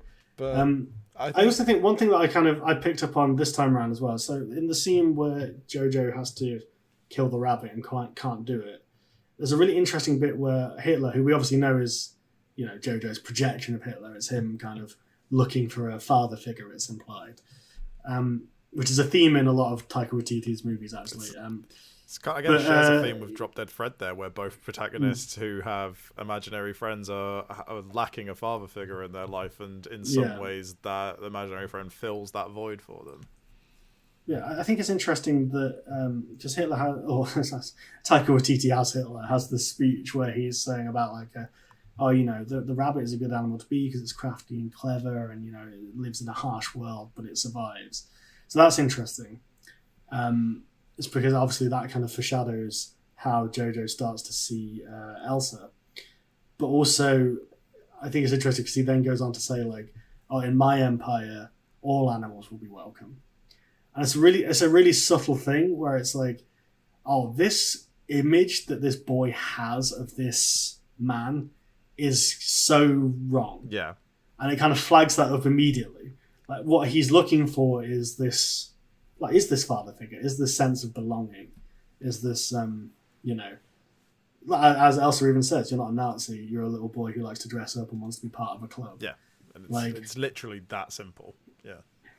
Yeah. And I think that's really well conveyed with how Waititi plays Hitler, because we have this very comedic version of Hitler to start off with, who is this kind of bumbling best mate figure. And then as it goes along, he becomes more and more possessive and jealous and clingy. And it kind of shows this, in this kind of slightly magical, realist way, it kind of portrays this disillusionment with the regime, right, with his surroundings, where he starts to see Hitler for what he really is. We also see that desaturation of the color palette in Hitler as well, because his outfits become less vibrant as the movie goes on. And Waititi's performance as well, especially when he's giving his speeches towards the end, he is completely mimicking Hitler and the way that Hitler would, gesture and stuff. And it's a really great which is funny because at the start of the movie he's not doing that. He's kind of being like, hey man, hey bro. And then as it goes on, he gets more and more like the cliched image of Hitler, giving speeches. Because throughout different points of the movie, the kind of humor that's on display with Waititi's Hitler is very and obviously there's a fair few anachronisms in this movie, particularly in the soundtrack and stuff like that. But yeah, the sort of humor that he displays, the whole bit where he's laying in the bed, is this is weird, isn't it? I'm like, this is the kind of humor that you don't see in historical pieces. It feels very modern, So I like the fact that as the imaginary friend character, he's so completely detached from everything else, because obviously there is this really great use of dark humor throughout the movie that helps to sort of punctuate the whole sort of setting, but he feels completely ripped out of something else entirely, and really kind of stands apart from the rest of the movie. And I like how, apart from the swimming pool scene, all the instances where Hitler shows up, for the most part, it's just him and JoJo. He doesn't it's not like in Drop Dead Fred where he inserts himself into every scenario. It's introspective conversations that JoJo has with Hitler, addressing his beliefs and such. And I think that's really well done. I think, other than the swimming pool scene, I think he only appears in the dinner scene with JoJo and because he's never in the room with Elsa. That's another thing. Yeah. At least I'm pretty sure he's not. No, he isn't, because when JoJo talks to him about Elsa, he goes into another room. Yeah, and he's like, because he basically makes a comment, doesn't he, about how he doesn't want to be anywhere near it. He keeps referring to as that thing in the attic. Yeah, and when it becomes clear that him and Elsa are having like tender moments, he goes, "What the hell was that?" At one point. Yeah. So that's interesting. So it's clear that he's representing like JoJo's inner struggle with the ideology, right? I think it's also one thing that I want to flag up is that I kind of feel that JoJo Rabbit comes as kind of the third part of a trilogy, an unofficial spiritual trilogy from Waititi. Where he has this movie Boy, which is really excellent, and he also has another movie. I'm fucking forgetting what it's called now. Hunt for the Wilder People. I haven't seen either of those films, admittedly. When it comes to strong Taika Waititi recommend movies, I've only seen the big mainstream ones. So I've seen this, I've seen Ragnarok, and I've seen What We Do in the Shadows. Okay, well, this is more in line with his kind of indie stuff, but on a bigger scale. So, but the reason I would put these movies together is that they all kind of have this theme of like they're about young boys, kind of coming of age dramas, and also about like basically missing father figures and the dubious replacements therein. Although in the case of Boys, Taika Waititi plays the kid's dad, and it's more about like he comes home from being away and like the kid, but it has that similar thing of like the kid comes to a slow realization that this image of his father that he had built up in his mind is not the real man. And the real man is much more flawed than he ever thought it was. It's comedy, but don't worry about it. Yeah. And obviously in Hunt for the Wilder People, it's like the kid gets adopted by Sam Neill and his wife, and then the wife dies, and they go on a dubious road trip. It has... Yeah, that's a great movie. I think you'll like both of those, but I think it has this... It's obviously something that Waititi's kind of goes back to. In this movie, obviously, there's more going on than just the personal. It's kind of like it's about how that personal need for a father figure or for someone to relate to kind of is warped by the environment that one finds themselves in. But yeah, I think that's I think we've pretty much done JoJo Rabbit justice there. Yeah, I mean, I feel like we could both definitely talk about it a lot more, but there is only so many hours in the day. But no, yeah, I think one thing that I would like to shut up. All right. One thing that I'd like to... Sorry, I'll do the clean take. Yeah, one thing that I would like to end on, at the risk of going too serious, is that, we've talked a lot about people's reaction to this movie and kind of where we think they might have, missed the point a little bit. I think the thing that for me makes it so obvious what this movie is really kind of talking about is like, because they talk about the poet Rilke throughout the movie, so a Jewish poet from around the time, and it ends on a quote from a poem called "Go to the Limits of Your Longing." It literally comes up at the end. Let everything happen to you, beauty and terror, just keep going, no feeling is final. And that is what this movie is about. It's not, the fact that it doesn't go into too many details about like the Holocaust and the war and stuff like that. You could maybe criticize that for saying like, well, if this movie's purpose is to educate, then it doesn't fulfill that brief. But I don't think that's really what it's going for. It's aimed at an audience that knows enough about the war to know what's going on. Mm-hmm. And I think ultimately it is more about this thing of just keeping going through the shit of it all, really, and like doing the best that you can, and trying to find those moments of humanity and nobility. And also, like, I think part of it is about not kind of missing what you do have by always trying to live up to this ideal that you can't quite reach. In this case, it's the Nazi ideology, but but you know what I'm saying, like there's so much of this movie where JoJo is resisting forming a bond with Elsa, especially early on, but then eventually that becomes something that's meaningful to both of them. And also, there's also his relationship with the captain, who is a father figure to him in some ways. He certainly responds to his death in a way that would imply that he had good feelings towards him and so forth. It's certainly a character that JoJo looks up to. and there's all this stuff going on. I think this film is it's something where I've definitely seen there's a divide between people who see it as something that's very moving and very human, and some people who just see it as a dumb comedy that's kind of a tasteless, spoof of Nazism. And in some ways, it is both of those things.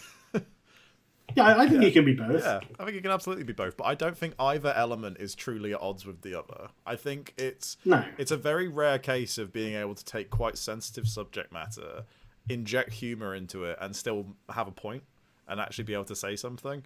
And it's a really quite remarkable film, and it's one that it is a shame it is so misunderstood by some people. But ultimately, I suppose that is going to be the case whenever you tackle any of this kind of subject, especially in a way that could be seen as flippant because it's a comedy, but it's still incredibly funny, but is able to still, actually pack in a real emotional punch, and it's just fucking good. Why are you critiquing it? But also, I'd throw out there as well. I saw. I can't remember what the context of this was, but I saw the director Michael Haneke in an interview, which for some reason John Krasinski was also in, so it must have been a director's roundtable at some point. Okay. Where they talked to him about, and he's a famous curmudgeon, but they talked to him about, for some reason the topic of Schindler's List came up, and the other directors were kind of saying, oh yeah, that's a really it's a moving film. The subject matter needs to be discussed.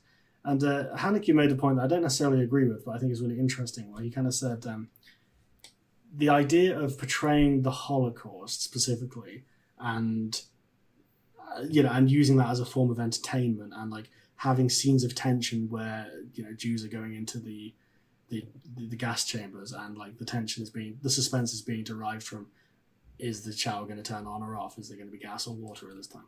That he finds that particularly tasteless. Yeah, that makes sense.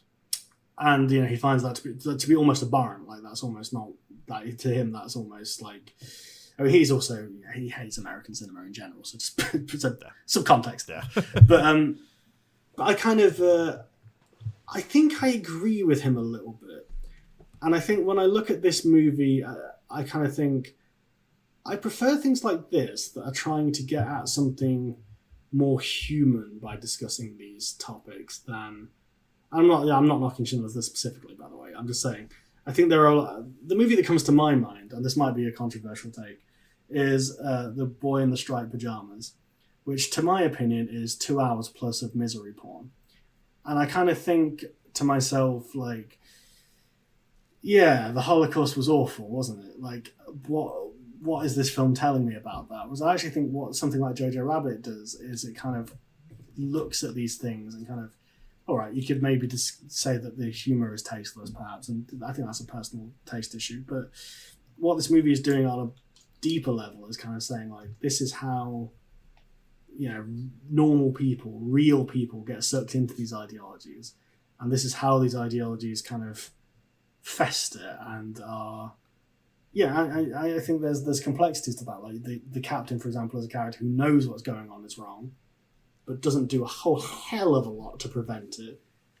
But again, it's kind of but if enough people do what they can, then you can mitigate these dark times, even if you are powerless against it. And that, to me, is really what the film's about. Well, I've always thoughts. No, again, I agree with you. I've always gravitated more towards films, particularly that are about war and such, that aren't just straightforward war stories. I've always preferred films for example, Full Metal Jacket is one that always comes to my mind, because it's... And that's a comedy. Yeah, exactly. That's a comedy. Yeah, and Jarhead is another one that comes to mind, if you've ever seen that.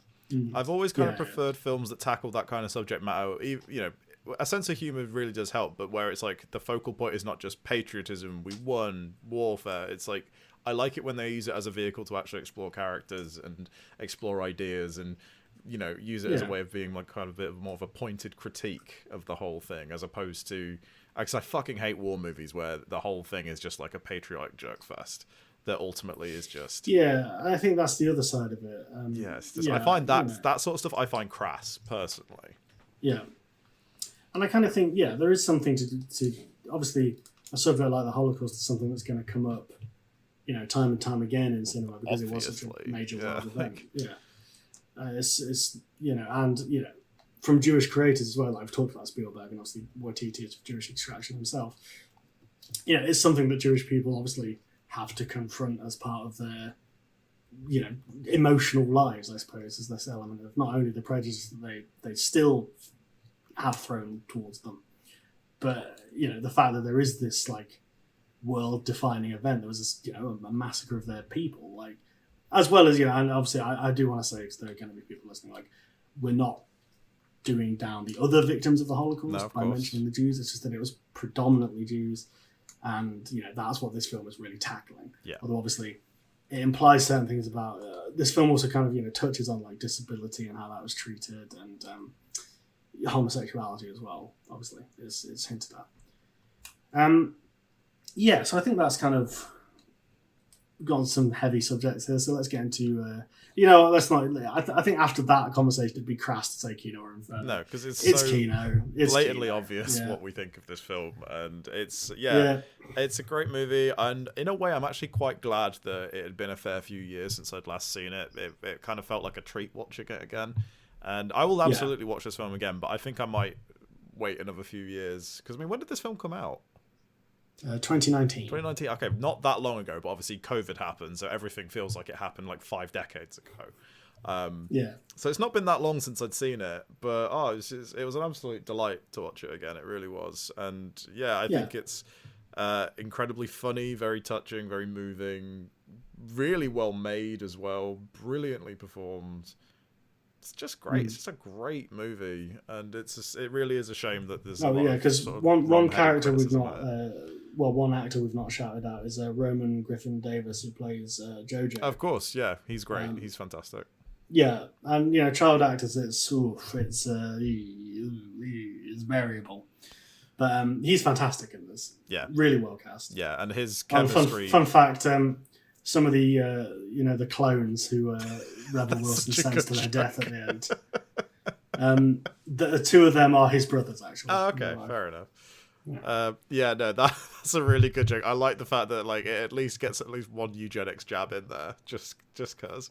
But no, I think all the performances are fantastic, and I think that kid's name, who you've literally just said it and it's already gone out of my head. Roman Griffin Davis. Roman Griffin Davis has incredible chemistry with every single performer in the film as well. Like all the scenes between him and Scarlett Johansson are great. His scenes with Thomas and Mackenzie also fantastic. His scenes with Sam Rockwell, it's such a well cast movie, and they all really sell all of their individual like arcs and their motivations and character pieces with each other. It's just so well made. It really is.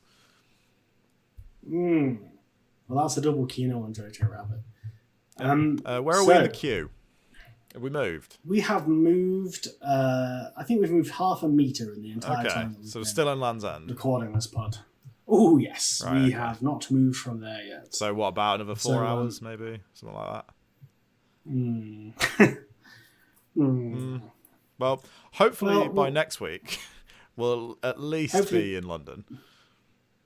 Yeah, and hopefully we'll have gotten to see Queenie and given her the send off she deserves. Yeah, well, or at least that box. We'll see the box. Yeah, and have splattered it with our. I'm gonna. No. The Rue is looking at you. Don't say it. Don't say it. Jankum. Hang on a minute. Is all those characters, are they your imaginary friends? No, Mark, they're real because they've recorded audio for this podcast. I don't know about that. Get a job, Mark. Anyway, you're the one that wanted a queue. Anyway, that's it for this edition of Kino Inferno. Join us again in a fortnight when we will be discussing pregnancy scares, probably. Not our own pregnancy scares, mind you, which is 2 horror films relating to pregnancy. That is Prevenge and Titan.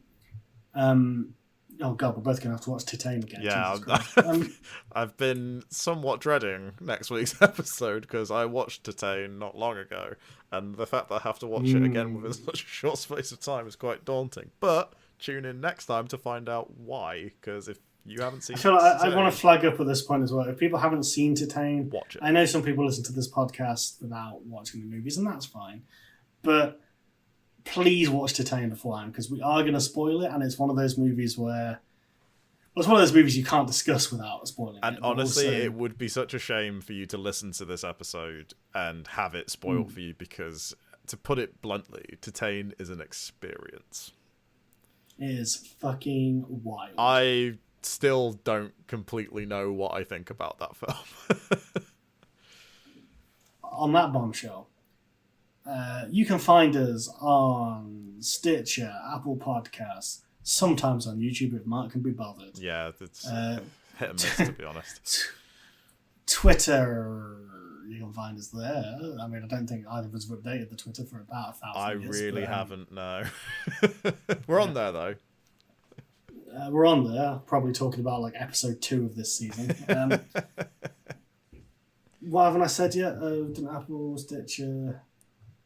Just bang Kino Inferno into Google. Spotify. Just search for us. You get the idea. You can find us. You can find us in the streets and between the sheets. I've been Aidan. And I've been Mark. And I've been Mark's imaginary friend, Bobo the inappropriate clown. Oh, let me touch your bum. I didn't like that. I really didn't like that. No one did. Well, it was either that or it was going to be Adolf Hitler. Yeah, I think we chose the right one. For once, we chose the most tasteful option. All right, let's end the record there.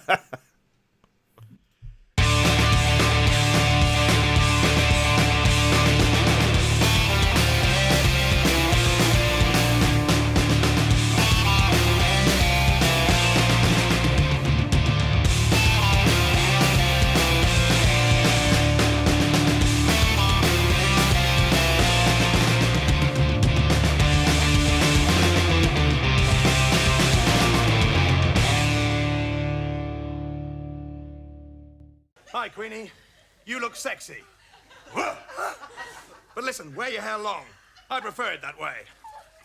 I've got such a crush on him.